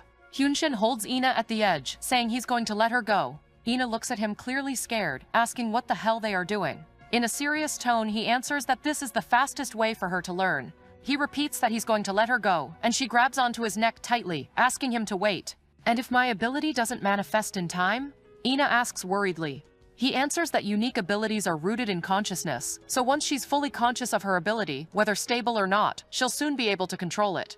That's why he says she should think, and hold on to the will to survive as much as she can. Ina looks down, sees the height, and whimpers that she won't be able to do it. But Hyun-shin assures her he won't let her die. With a somewhat tender look, he asks if she doesn't trust him. She looks into his eyes, closes her eyes and shakes her head, affirming that she trusts him. Hyun-shin then lets her go. Ina starts to fall. She's scared but tries to focus. Out of nowhere, Hyun-shin hears Ina's voice in his mind calling for him and feels a tightness in his chest. He leans over to look for her and sees nothing. She's not there, which means Ina appears standing behind Hyun-shin, surprised that his plan actually worked.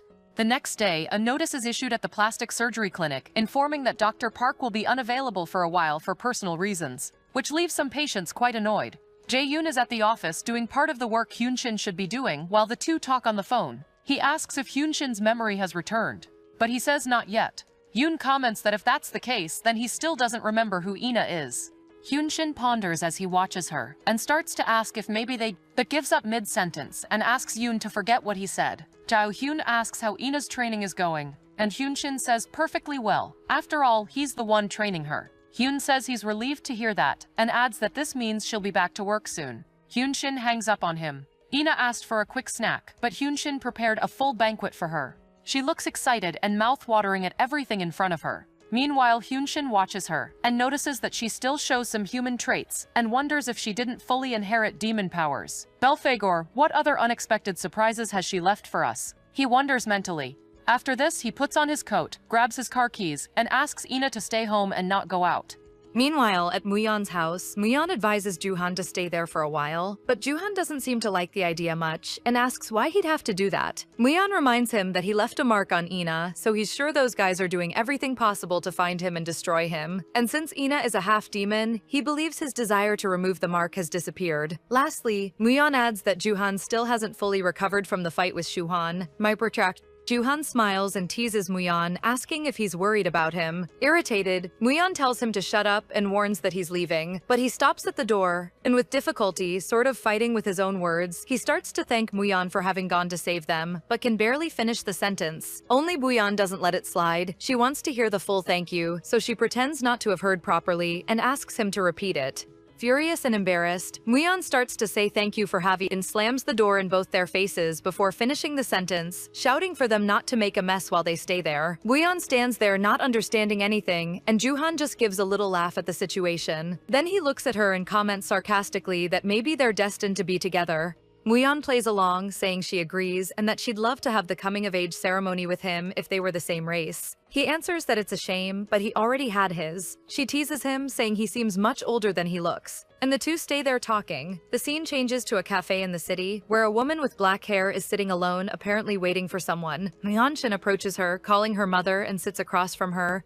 He comments that he's impressed she arrived so fast, and she answers that it's a rare occasion when he calls. Worried, she asks if something happened. He says a Lucifer came to see him and asks if she knows someone called Shuhan. She trembles hearing that name. Then, as if the words had difficulty leaving her lips, she says that Shuhan was very close to his father. Meanwhile, Bitten is in front of the gate of Shuhan's house. From the window, Shuhan watches him and comments that he looks great, almost as if he had just had his coming-of-age ceremony. Bitan looks at the man with a mix of worry and seriousness. He knows Shuhan is strong and intelligent. He can feel it. The scene cuts to the two of them sitting in a living room. Shuhan confidently says he had sort of expected this to happen. He mentions he heard a rumor about a Leviathan who had trouble staying away from a Lucifer for long, and that he even understands Leviathans generally obey Lucifers, but did he even bother to check the blood lineage of the Lucifer he follows? With a wide smile on his face, he says that luckily he's currently looking for a Leviathan. Then he asks if Bitan wouldn't like to join him, a true Lucifer, unlike a half-breed. Bitan asks if Shuan plans to destroy Ina, and without thinking twice, Shuan says that was initially the plan, but he changed his mind.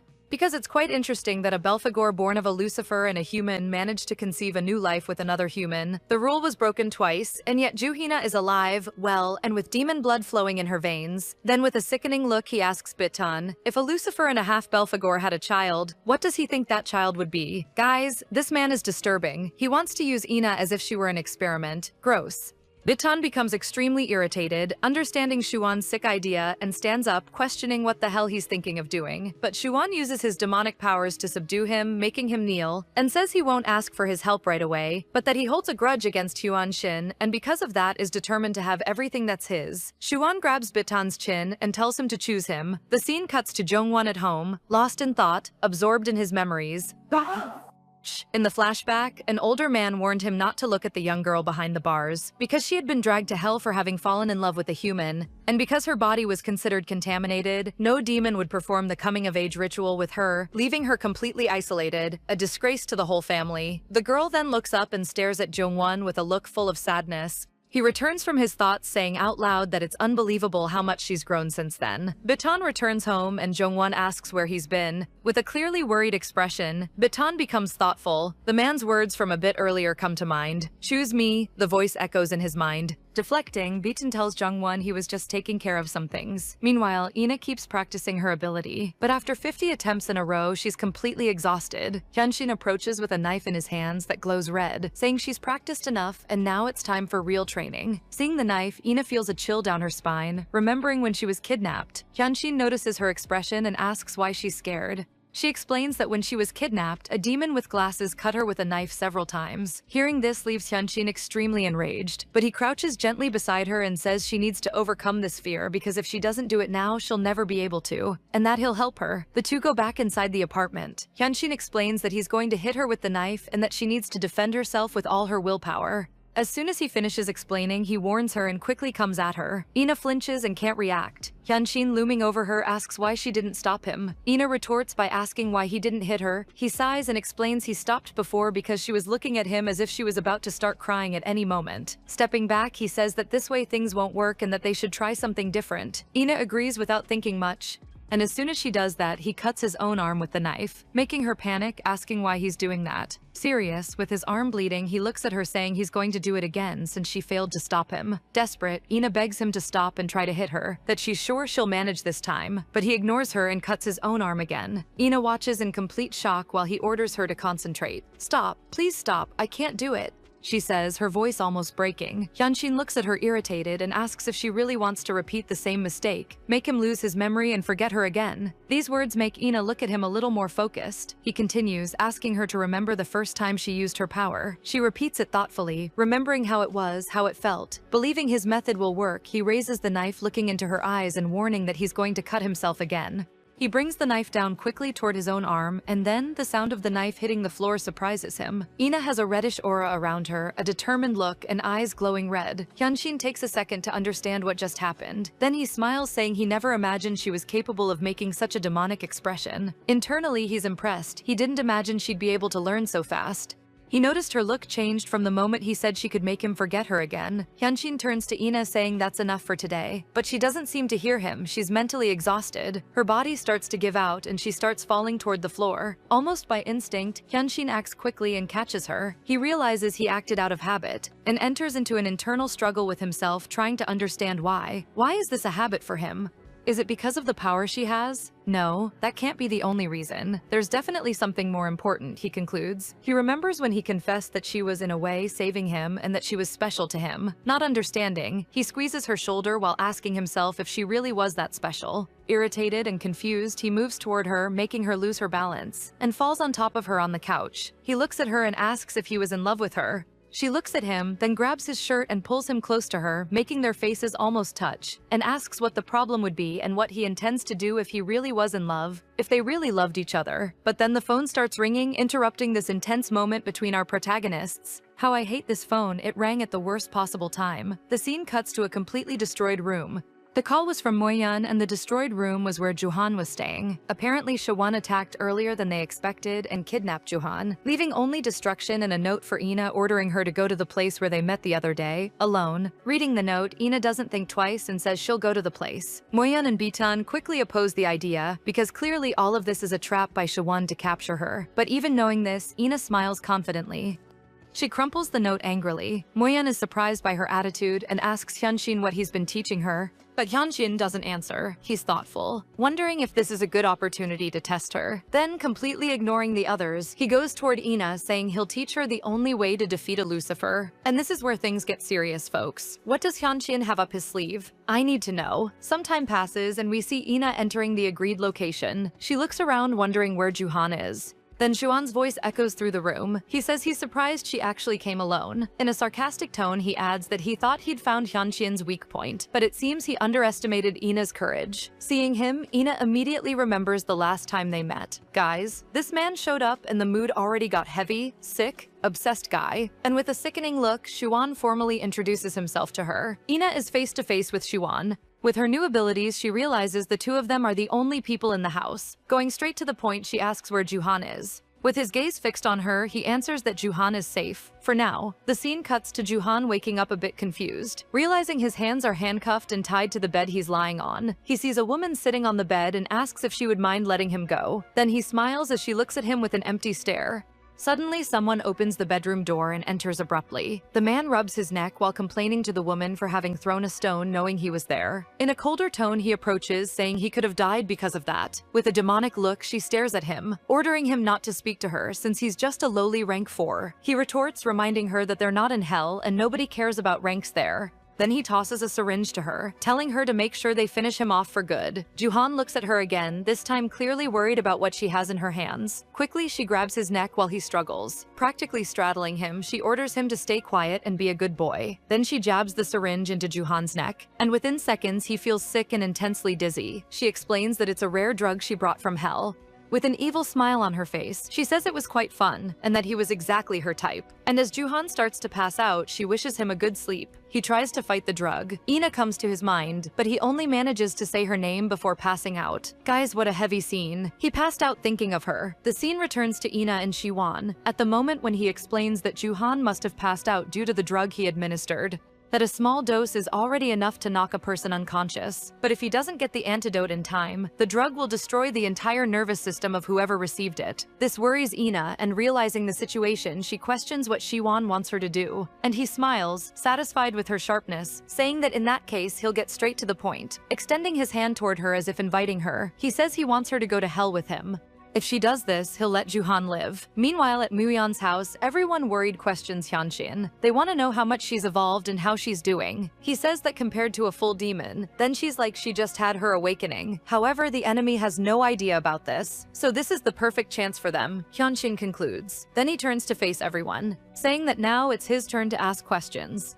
and that he let them fool him long enough. So now he wants to know what are they hiding from him. Moo-yeon is startled by Hyunshin's demonic look. Remembering it's the same look from a while back the first time they met, we're transported to a flashback, a school in a more rural area. The four demons look curiously at the classroom, trying to see the new student at school, but someone is blocking their view. Almost as if he heard them, Hyunshin approaches the student and asks him to get out of his way. This allows the four demons to see Hyunshin up close, and their first impression is that he seems like just a normal boy. But Moo-yeon remembers that, unlike the first impression, Hyunshin wasn't like the others. He was cold and dark like the Lucifers of hell, but at the same time, sometimes he was bright like a sun.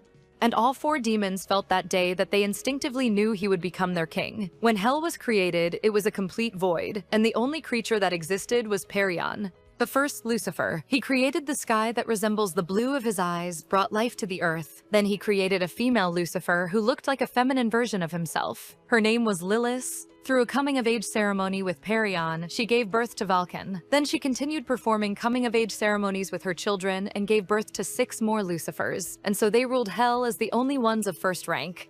But when Lilith grew weak and died after giving birth to Lysant and Vulcan died during the Thousand-Year War, Perion imposed a restriction on the powers of all the other Lucifers, except his own, and entered a deep sleep in a place only a few demons know. Currently Caesar, the only living Lucifer who went through a coming-of-age ceremony, is the unmatched ruler who has reigned over hell for nearly an eternity. That's how the book ends.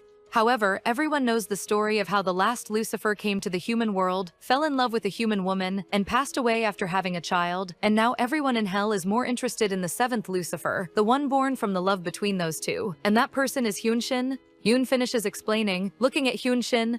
Jungwon, who was also watching the explanation, raises his hand as if asking permission to speak, turns to Hyunshin and asks if this means Lillicent is his father, but quickly Beaton scolds him, saying his question is insensitive, because Lillicent must have died even before he was born. Yoon gives an awkward laugh, agreeing with Beaton, saying it's better if they keep their questions to themselves for now. Then he turns to Hyunshin and explains that it's the first time they've met a Lucifer up close, so he hopes he understands his colleague's clueless curiosity. Moonyeon just watches this interaction in silence. Jungwon stands up and holds out a lollipop to Hyunshin, saying he'll give it to him, but Hyunshin stands up saying he doesn't want that. Jungwon doesn't understand. After all, that lollipop is strawberry, one of his favorites. But Hyunshin simply ignores him and starts walking out of the room. Yoon asks where he's going, and he quickly answers that he's going to the library. Then Jungwon, Yoon, and Beaton follow him, chatting animatedly. Later that same day, Mooyeon, who had just been watching, approaches Hyunshin in the library. He says Beaton was right. He comments that Hyunshin's eyes look like the night sky. Could that mean he was the moon?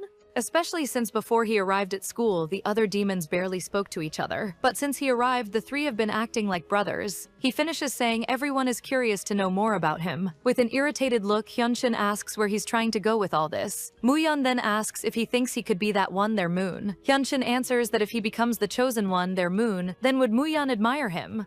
Surprised by the answer, Mooyeon smiles and says of course he will. Everyone has been watching you since the beginning, so keep climbing higher and higher and we'll keep watching from below. Mooyeon finishes in thought, returning from his memories. Hyunshin looks seriously at Beaton and asks again, only this time directing the question at him. Beaton looks down, uncomfortable, and to everyone's surprise he answers that Shiwon wants Ina. Surprised, Mooyeon asks why Shiwon wants her. Beaton answers that Shiwon wants to have the coming-of-age ceremony with Ina and use their child to take the throne. Hearing this, Hyunshin becomes very irritated, and his head starts to hurt. Memories of moments between him and Ina flood his mind, and he wonders, what if we really did love each other? Then hatred for Shiwon takes over his being, and without realizing it he says Ju Ina's name out loud, his voice full of worry. Yoon looks at him surprised, and then asks if he happened to just recover his memories. But Hyunshin, overtaken by rage, just ignores Yoon and asks Beaton why he didn't say anything about this before. Beaton explains that if he had said something, Hyunshin would certainly have gone to meet Shiwon in her place, and that he never intended to betray Hyunshin, but that was the only way to protect him. Hyunshin grabs Beaton's collar and says through his teeth that he had warned Beaton not to do something stupid like that. He grits his teeth, getting more and more irritated, then throws Beaton aside, ordering him to get out of his sight, and walks out of the house, leaving the others without a reaction. Beaton, realizing the mistake he made, apologizes to Ina. And my dear, now it's no use apologizing. It was pretty rotten of you to let Ina go to that psychopath knowing what he wanted with her. Back to Ina and Shiwon. She stares at him in disbelief. Go to hell with him? What the hell is this guy talking about, she thinks. Ina asks him why he wants her to go to hell with him, and Shiwon explains that there is currently a fight for the throne of hell. And that Caesar is the only Lucifer who completed a coming-of-age ceremony, and he holds absolute power. But what hell needs right now is a new beginning, one that can shift the power, and that new beginning is you. To be more exact, that new beginning is a Belphegor born from the breaking of the law. He concludes, don't you want to see what would happen if that Belphegor broke the forbidden law once more and had a child with a Lucifer? Shuan asks with a smile on his face. Even without an answer, he continues, reminding her that despite him offering her a deal while they talk, Shuhan is slowly dying, and she's the only one able to save him. Ina clenches her fist, saying she won't let Shuan hurt Shuhan. Hurt? Shuan says in a sarcastic tone. Surprised, he asks Ina if Shuhan really never told her. Ina looks confused and asks Shuan what he's talking about. He explains that Shuhan is a demon, more exactly an Asmodeus, demons who feed on lust. And the mole she has on the back of her neck was placed there by Shuhan. It's a mark, and through it he can track the location of whoever carries it at any moment, which means Shuhan chose her as his prey. Shuan asks if she doesn't find it strange that he always knew where she was. Ina has small flashes of memory of Shuhan finding her out of nowhere, and she feels like a fool for having believed they had a natural connection, for having believed his words. Shuan, noticing Ina's moment of vulnerability, approaches her and whispers in her ear, "Let's go to hell. I'll never put you in danger. I'll never lie to you." Ina stares at him seriously and asks if he'll free Shuhan if she goes. He smiles and promises yes. Suddenly, Ina hugs him, surprising Shuan. She remembers the conversation she had with Hyunshin before leaving. He explained to her that there are restrictions on a demon's powers, that members of the same race can't kill each other, and that it's hard to use two different powers at the same time, and him warning her that she should always keep this in mind when facing someone. Ina asked if it's through these restrictions that she can defeat a Lucifer, but Hyunshin denied it, saying that to defeat a Lucifer she needs to lower his guard. Ina returns from her thoughts with this last sentence in mind: lower the enemy's guard, and then erase all his memories. She repeats in her mind while her eyes glow and her hand touches Shuan's skin. She pulls away from Shuan, analyzing him and wondering if her powers worked. Then she remembers Hyunshin saying that was just so she could defend herself, and that he would be there in an hour, so she shouldn't do anything reckless. Mentally, she apologizes to Hyunshin and prepares to make another move. When Shuan's hand tightens around her waist, she looks at him in total panic, and he stares back at her with a cold, judgmental look. With a trembling voice, she asks how. Shuan, still staring at her, comments that her heart is beating quite fast, and before she can react, he kisses her. She tries to break free, but in vain. Panic takes over her when she feels him put a pill in her mouth and force her to swallow it. He smiles, satisfied, commenting that he's impressed she's already able to use her powers so well, but that unfortunately she chose the wrong person. After all, he was the demon who made a huge contribution, taking down the Belphegors on the front lines during the Thousand-Year War. How ironic that he killed all the Belphegors for power, but now wants one to obtain that same power. Holding Ina's unconscious body, he looks at her, saying it's hard to hold back since it's his first time dealing with a human. Then he looks forward and comments that humans seem like they could break at any moment. Don't you agree? Shuan asks, looking at Hyunshin, who just destroyed part of the entrance wall and seems completely consumed by rage. He comments that it's good to see Hyunshin again, and that now that he's so close, the resemblance is impressive, but that he also looks like that woman, and asks how she's been. Remembering Hyunshin's mother, he comments that he was going to kill her while she was pregnant. Shut your mouth, Hyunshin shouts. Ignoring him, Shuan continues, saying he should know who he really is, that Lysant was the only brother he approved of, and that he and Hyunshin were what humans call uncle and nephew. The floor cracks with Hyunshin's fury, and he orders Shuan not to dare touch her.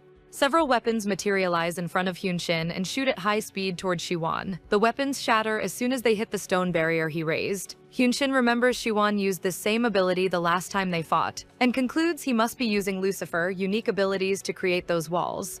If that's the case, then his abilities should work against Shuan, so why aren't they working? With a smile on his face, Shuan watches him and says he must be wondering why his powers aren't working. His look turns dark and Shuan asks how many demons he thinks he's eliminated so far, and that even though members of the same species can't kill each other, he's still able to do something like that. Shuan says as he conjures shackles around Hyunshin's wrists. But before Hyunshin can even react, enormous blades appear near him, and then the blades cross like a giant pair of scissors, cutting off a small piece of Hyunshin's hair and scratching his face. The blade quickly prepares for another strike, and Hyunshin barely manages to dodge, conjuring his own blade to block the attack. The blades clash with force, but Hyunshin starts to shatter with the impact. Shuan watches it all, almost bored, and then explains that a Lucifer's unique ability is to make imagination become reality, which makes their battle a battle of imagination. His blade can destroy Hyunshin's, just as Hyunshin's swords can't penetrate his shield. All of this happens because of the difference between their imaginations. The sharper mind, the more trained one, with the most precise imagination will be the winner. Hyunshin, tired of all that explanation, prepares to go at him.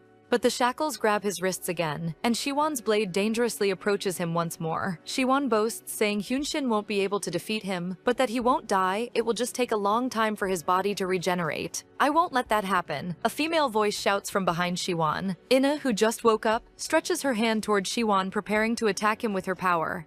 Hyunshin takes advantage of the distraction and lunges at Siwon, throwing him against the wall. Siwon, surprised, looks at Ina, wondering how she managed it, how she's awake. Ina approaches the two of them and brings her hand to her mouth, pulling out a whole pill. Siwon realizes Ina managed to make the pill return to its original state. He gives a macabre smile and grabs Hyunshin's hand. Then he turns to Ina, saying he's so impressed he decided to change the terms of his proposal, and that now he'll do anything if she goes with him to hell. Ina's eyes turn demon red, and she tells Siwon to go screw himself. "That's it, Ina." She finally let out the demon inside her. Siwon looks at her, surprised. It's the first time anyone has dared to look at him that way. In hell, the other demons feared him and could barely look at him. Ina clearly has the eyes of a demon. Only at the same time he feels she's like the sun. Interrupting Siwon's thoughts, Hyunshin asks Ina if she's okay. And as soon as she confirms she is, he says he'll use one of his wishes now. She looks at him surprised, realizing his memory has probably returned. Hyunshin continues as if it's no big deal, and asks Ina to promise not to get hurt and to stay safe until they leave there. Siwon looks at both of them with a sick look while rubbing his neck, and says he didn't intend to take all this so seriously, but that all of this makes him want to take her with him no matter what. His eyes turn red when he activates his power. Hyunshin also becomes more alert, knowing Siwon will attack soon. Siwon makes a scythe materialize in the air, but as soon as it appears, it quickly turns to smoke and disappears. Irritated and surprised, he looks at Hyunshin but realizes it was Ina who did this. Confidently, she answers Hyunshin's request, saying she wants the same as him and that he shouldn't be so confident just because he's a demon, since he can get hurt too. "Don't get hurt while I'm around," she says determinedly, leaving Hyunshin in disbelief and I believe even a little proud. Siwon, seeing the scene, sighs tediously and says it'll be a waste of time fighting them, but that instead he has a proposal. Since Kang Joo-han refuses to deactivate the mark on Ina, and he wants to be able to locate her, he proposes that Hyunshin agree to be marked instead of her. If they accept, he'll let him and Joo-han go. Ina says no, but at the same time, Hyunshin agrees to the proposal. As soon as he hears the positive answer, Siwon snaps his fingers, making the door of the room unlock. Right after, two demons enter carrying Joo-han. He looks weak, probably affected by the poison. The white-haired man questions whether it's really okay to place a mark on a Lucifer. Hyunshin extends his arm, saying he doesn't care, and orders the man to get the job done quickly. But as soon as he starts moving toward Hyunshin, Joo-han with trembling hands grabs him. Barely able to speak, he asks that the mark be placed on him instead. The man looks at Siwon, who nods positively. Then the white-haired man brings his thumb to his mouth, licks his finger, and touches the back of Joo-han's neck, making a mark similar to a mole appear on his neck. Right after he hands the antidote to Joo-han, Siwon and his minions withdraw, not without first taunting that he'll meet them again soon. The darkness of the room recedes as soon as they leave, and the place returns to how it was before. Joo-han recovers quickly after applying the antidote, but he seems ashamed of the whole situation and looks down at Ina. The two look at each other, him with a regretful look for having lied, her with a mix of sadness and irritation. After a long, awkward silence, Ina breaks it, saying they should go home. In Joo-han's mind, all he wants is to apologize to her and explain, but he can't, and ends up just answering with a short, dry okay. But deep down, he feels he can't go back to that house, not after everything he did. In the car on the way home, Joo-han checks his phone and sees several worried messages about him, mainly from his manager. He turns off the screen, a bit frustrated. Then he turns to Ina and says he's too lazy to make up excuses for his disappearance, so he asks if she thinks he should retire. But she keeps looking seriously at the road, completely ignoring him. Joo-han feels frustrated and guilty. He looks aside angrily and then clenches his fist tightly, probably angry at himself. As soon as they get home, the mood between the two is still tense and uncomfortable. In a serious tone, decides to speak for the first time and asks Joo-han to be honest with her and tell her absolutely everything. Hyunshin just watches the two of them talk, as if analyzing Joo-han's words. Joo-han tells Ina that he's a demon and that he feeds on lust. Ina asks what the mark on her neck is, and he explains that it's his unique and special ability, and that through it he can locate the person wherever she is. But if he marks a human, he has to deactivate the mark within 3 days. 3 days? But I've had this mark since high school, Ina thinks, hearing Joo-han. Then she asks what happens if he doesn't deactivate the mark. He explains that in that case the mark starts to cause him great pain. She asks if he chose her as his prey, and he says no, which leaves Ina quite irritated. Shouting, she asks why he put the mark on her then, why he accepted so much pain. "Because I love you," Joo-han bursts out. This makes Ina stop for a minute in shock. while Joo-han, not brave enough to face her, stays silent. Ina whispers that he's lying. Then she goes back to shouting, saying he always pulled away and rejected her whenever she tried to get close. "Because I'm a coward," he answers, his voice full of sadness. "Because dealing with the pain was easier. I was terrified just thinking that I would really fall in love with you if I got close." Joo-han starts to remember when he and Ina were younger, all the times he saw her and wanted to get closer, but avoided it, how smoking became a way to try to escape and mask the desire to be near her. But she always found a way to get close, so he told himself maybe he needed more distance, and moved to another country for 3 months, lying to himself, believing he'd be happy just watching from afar. Without realizing how she felt, without realizing she had feelings for him. Maybe that's why he didn't notice, but at a certain point she changed and started seeking out Hyunshin instead of him. And he thought maybe Hyunshin would be able to protect her better than he could. He returns from his thoughts and with a trembling voice calls out her name. Even though he heard her say it several times in his head, he'd like to hear it at least once for real. "Can you say you like me?" he asks. Hyunshin keeps just watching with a serious expression, and Ina asks Joo-han to look at her. When he turns, his cheeks are flushed and his eyes are full of tears. "Oh guys, I know he made some mistakes, but I feel bad for him. Poor thing, he really loves her. Sometimes it's hard to confess to someone so close, the fear of losing it all. I want to hug Joo-han." Ina smiles and looking into Joo-han's eyes, says she likes him a lot. She thanks him for having allowed her to feel all those emotions. Then she comes closer and gives him an affectionate hug. Why does the second male lead have to exist? I always feel so sorry because they never end up with the protagonist. The scene cuts to Hyunshin's car, but now it's just him and Ina. Ina looks quite thoughtful and even a little sad. She asks Hyunshin to promise her that he'll fix things even if Joo-han doesn't leave. Her hands are trembling, and Hyunshin, noticing this, gently places his hands under hers, calming her and saying he promises that he'll take care of everything, so if she wants, she can cry. Ina breaks down in tears. She feels bad for Joo-han and at the same time sad thinking about how lonely and painful it must have been for him all this time. Hyunshin, still trying to calm her, says everything will be fine and that what matters is that now she knows everything and can support her friend. Some time passes, and when they arrive at their destination, Ina's eyes are super swollen from crying so much, but at least she feels much better now. Looking around, she notices that despite Hyunshin saying they've arrived, she doesn't recognize the place. In front of a beautiful, enormous mansion, she asks where they are. Hyunshin gets out of the car and opens the door for her like a gentleman, extends his hand with a beautiful smile and says that's their house. "Our home?" Ina asks, and he answers yes, this is the house where the two of them will live from now on. Ina looks at him, blushing and surprised, while he just smiles, asking if she liked the place, but she says she's not sure, everything still feels very strange to her.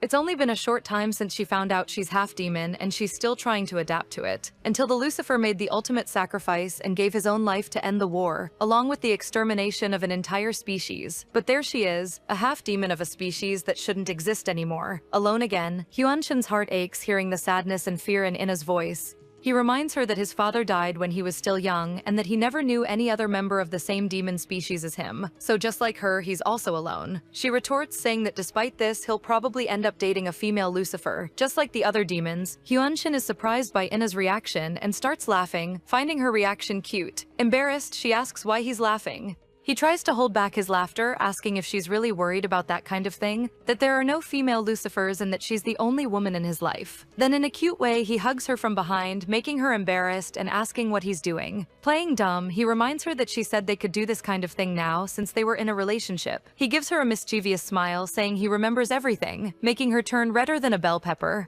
In a serious tone, he apologizes for having let her go alone and for making her feel even more alone by not having noticed her feelings sooner. But he promises he won't let that happen again and that from today on he'll sleep, eat, and, if she wants, have babies together. My god, this man is way too smooth and sweet. Help, I think I'm becoming diabetic. Realizing what he means, she asks him if he's really trying to say what she thinks he's saying.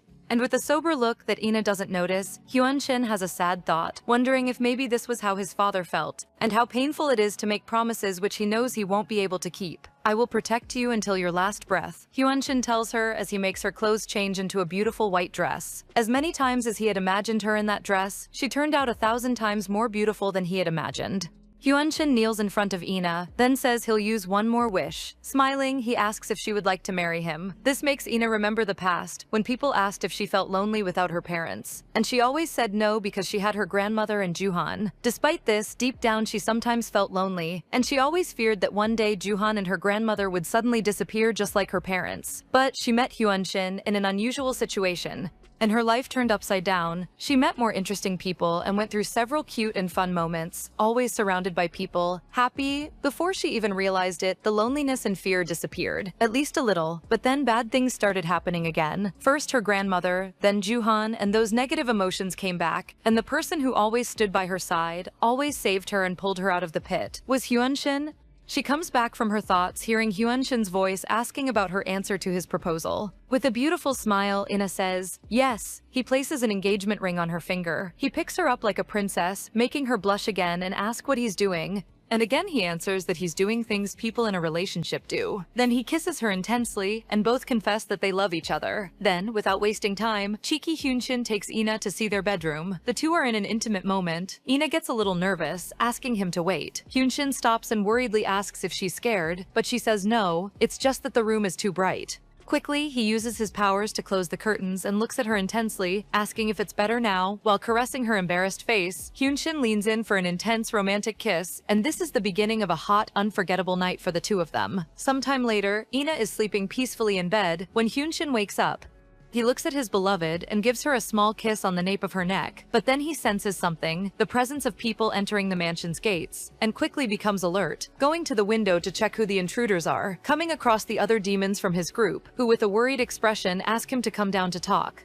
Hyun-shin comes down and meets with the other demons at the entrance of the house. Beton asks how Ina is, and curtly, Hyun-shin just answers that she has no physical injuries. Muyeon then turns to Juhan and asks if he's okay too. Without looking at anyone, he answers yes. Hyun-shin wants to know what happened, and Hyun-shin asks Juhan to show them. Juhan shows the mark on the back of his neck and explains that the Asmodeus from their group placed that mark on him in exchange for letting them go, which means they can now ambush them at any time, as long as he has that mark, and that's the reason he decided to leave. Hyun-shin says confidently, almost like an order, that he won't leave. Then he asks Muyeon to call the press and spread the news that Kang Juhan has been absent due to depression.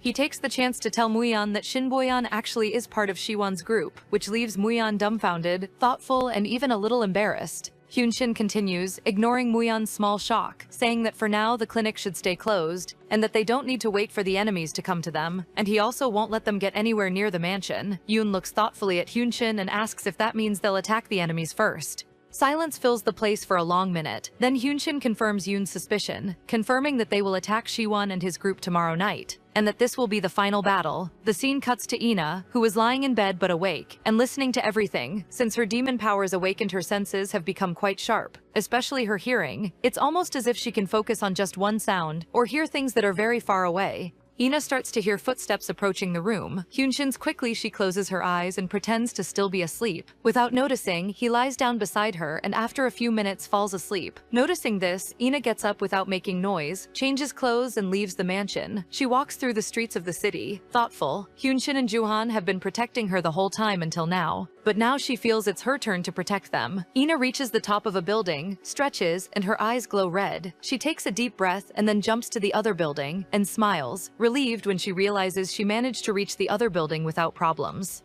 You have already gotten that far. Siwon's voice echoes in Ina's mind. She stops facing a building called Paradis, almost as if she knew Siwon is there. Siwon, noticing this, gives a proud smile and then comments again in her head, "You never cease to amaze me." Ina walks through the city streets, determined, toward Paradis. The streets are crowded and men look at her blushing as she passes. A demonic and seductive aura emanates from her, and people whisper, wondering if she's a model or commenting on how beautiful she is. Arriving at Paradis, she's met by two security guards blocking the entrance door.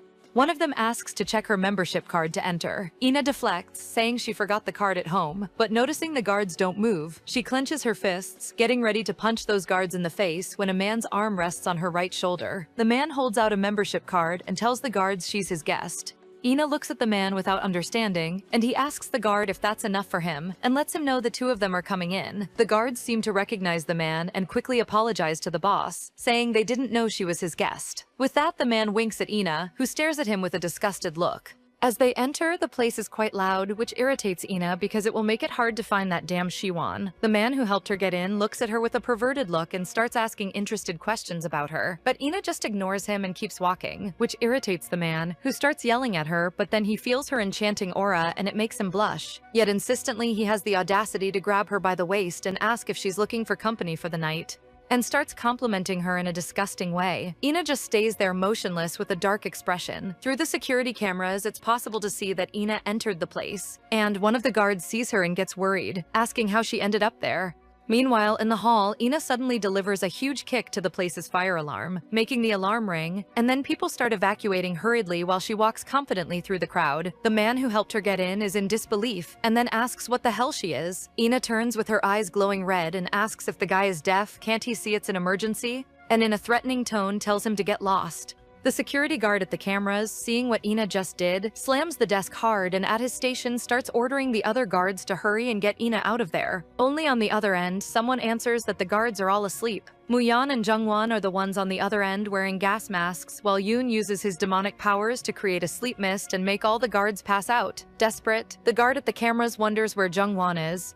Then the scene cuts to Jungwon, Siwon's white-haired minion. He's sitting on the floor, hurt. And in front of him we see Hyun-shin. He tells the Lucifer that the CCTV room is the last room and that Sang-min is there too. Hyun-shin, who's holding a phone communicating with the other demons, asks Yoon if they heard what Jungwon just said, and he confirms yes. Still on the phone, Hyun-shin orders Muyeon, already with Yoon, and by the tone of his voice, Muyeon imagines Hyun-shin must be extremely irritated. Trembling, the white-haired man begs for mercy, saying he confessed everything he knew. But Hyun-shin is too irritated for that, so he says that if he's an Asmodeus, then he must have been the one who kidnapped Ina. Yoo Han-cho shudders hearing this and keeps begging to be spared. Only our favorite Lucifer isn't in the mood for games and finishes off Joo Han-cho mercilessly. Meanwhile, inside, Ina has finally reached the room Siwon is in, but she senses something strange. Despite all the commotion, she feels he's completely still and relaxed in there. She opens the door, asking why he doesn't seem surprised to see her since there was no way for him to know she was coming to meet him. With a sickening smile, he says he is surprised, yes, but by the fact that she's becoming more and more beautiful.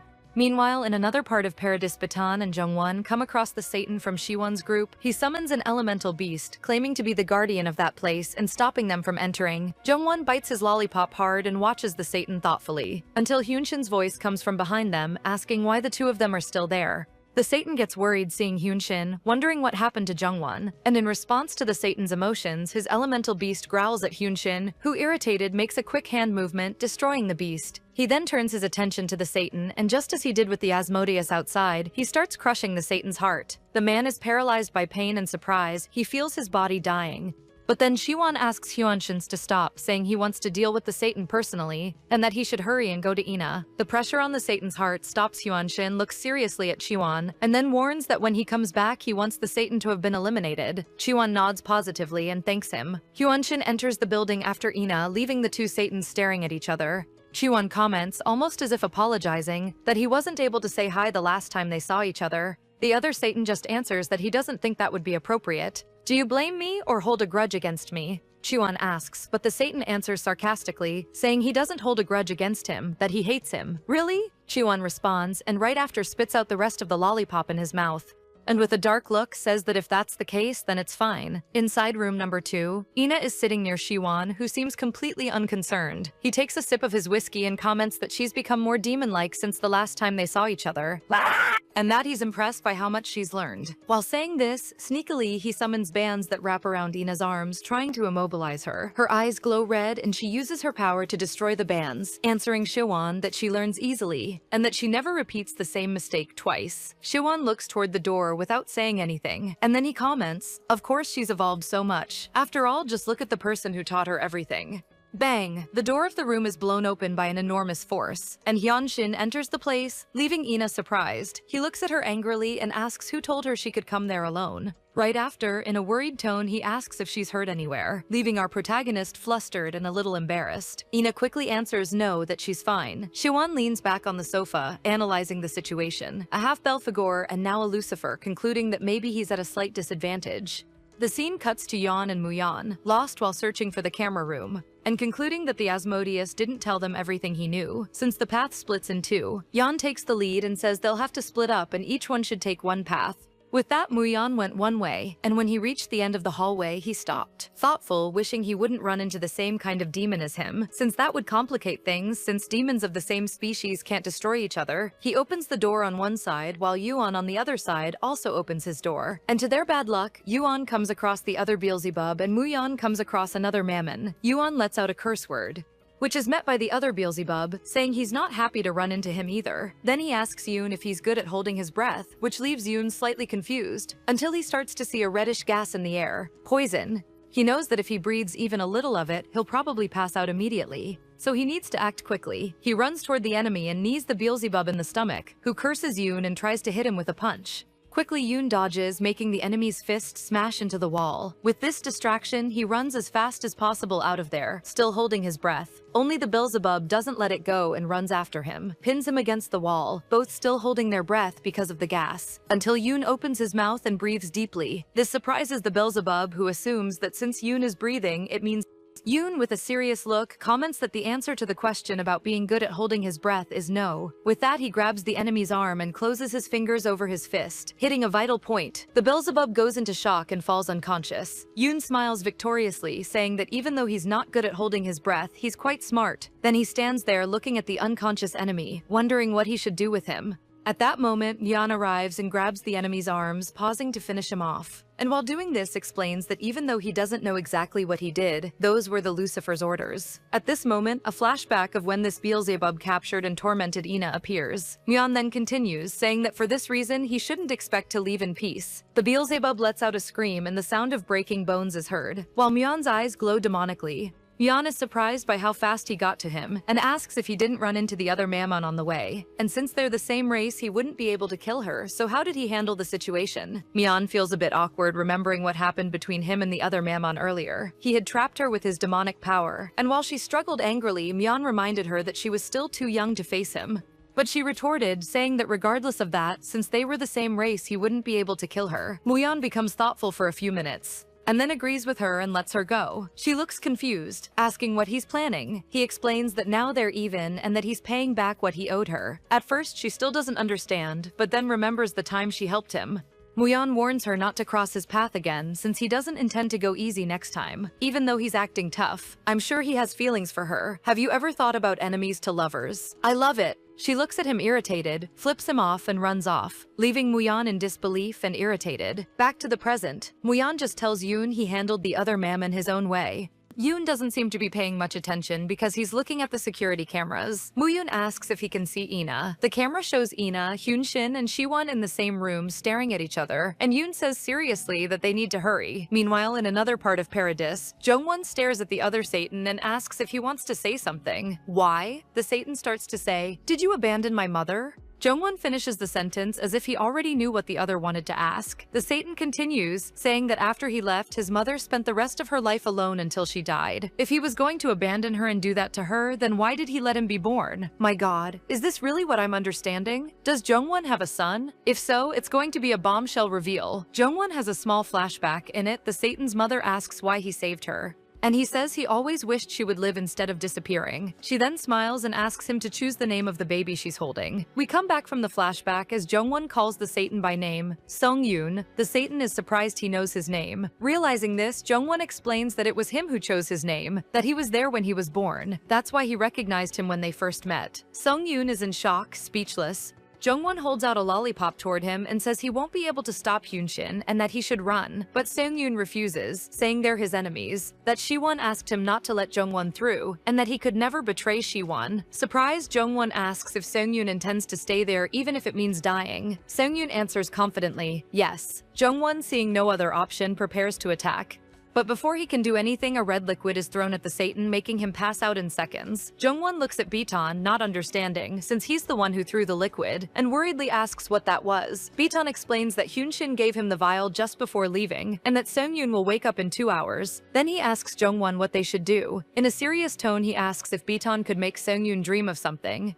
Beaton asks what he'd like the dream to be about. A little awkwardly, Jongwon asks Beaton to make Seung-yoon dream of good, fun moments with his father. Meanwhile, Hyun-shin and Siwon fight intensely against each other at an absurd speed. Ina, watching everything, is worried about not being able to help and tries to find a small opening. She moves forward a little, but as soon as she does, Siwon notices and makes spikes appear on the floor to keep her from getting close. Hyun-shin, seeing the situation, uses his powers to break the spikes. Worried, he asks if she's okay and ends up getting distracted. Siwon uses this moment of distraction to attack him, summoning an enormous blade toward Hyun-shin. But within seconds, the blade disintegrates. Ina used her powers to neutralize Siwon's attack, and he looks at her, irritated and frustrated. Realizing he's at a disadvantage, he decides he needs to change the battlefield. The room starts to shake, and out of nowhere the floor, along with some furniture and the three of them, are teleported to the building's rooftop. Coincidentally, Muyun and Yoon arrive at the rooftop. Siwon, noticing the two of them, asks if they're his minions. Muyun answers that he'll find out soon enough what happened to them, so asking now was a waste of time. Siwon, realizing he's more and more at a disadvantage, lifts part of the floor and throws it toward Muyun.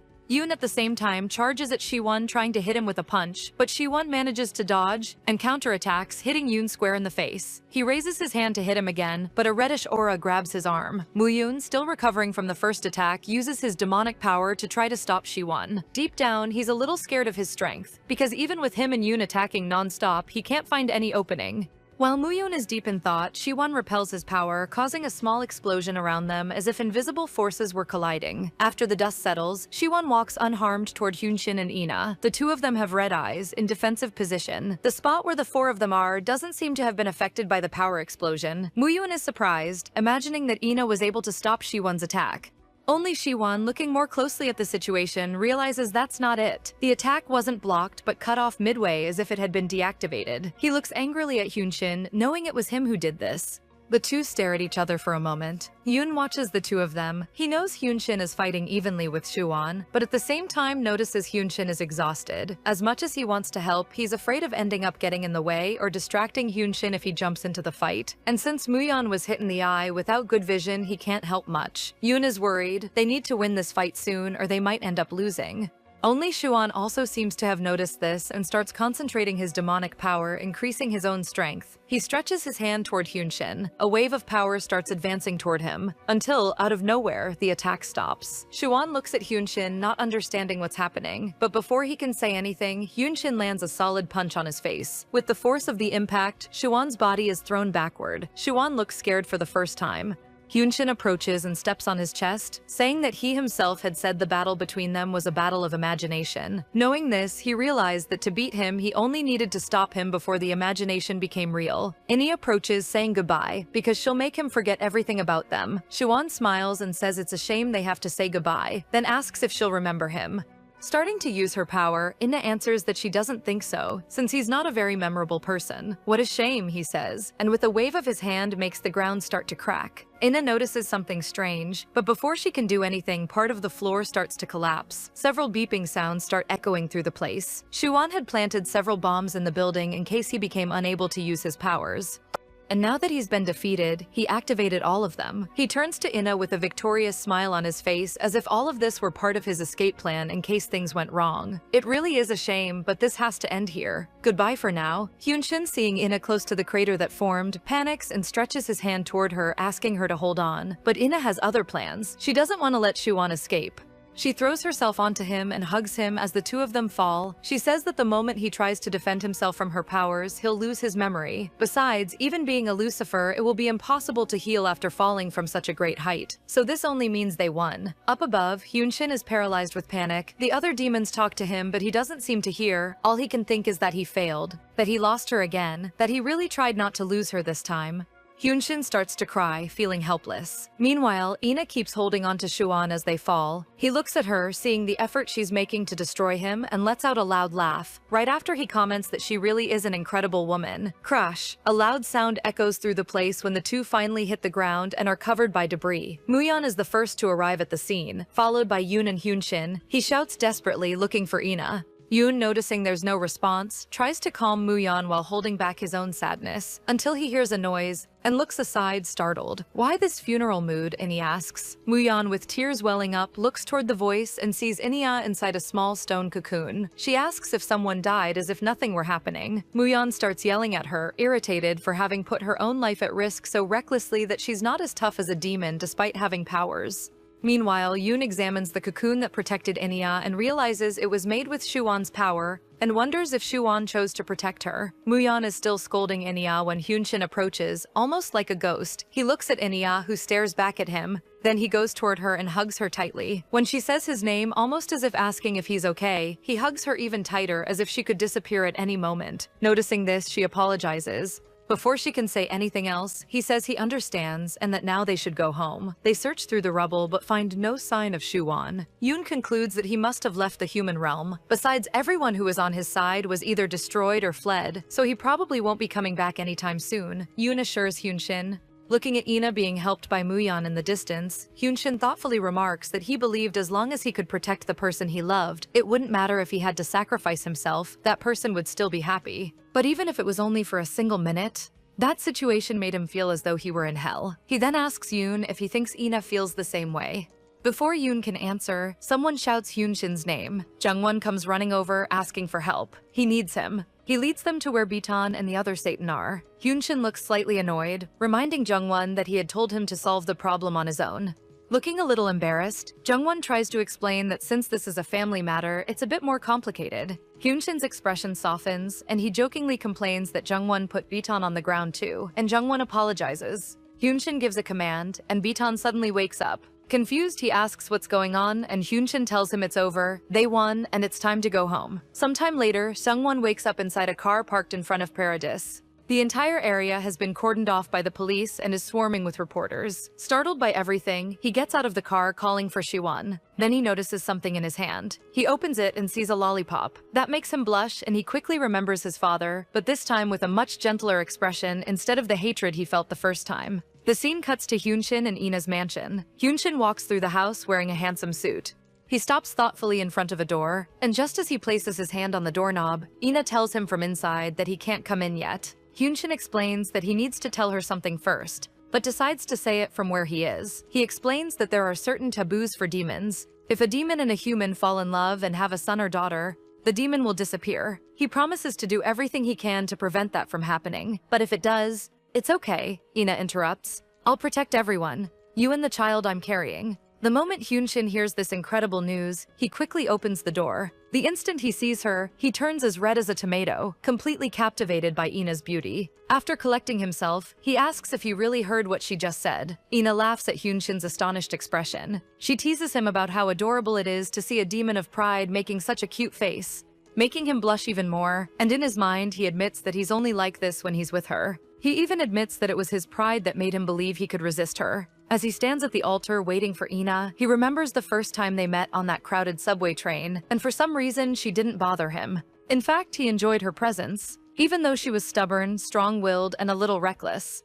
Before he even realized it, he had fallen completely in love with her. And what he loves most about her is seeing how beautiful she is when she's honest with herself and unafraid to show her feelings. The two are married in a romantic ceremony, and Hyunshin promises that no matter what obstacles stand in their way, including the taboos, he still dares to promise that he will love and protect her forever, now and in the future, always.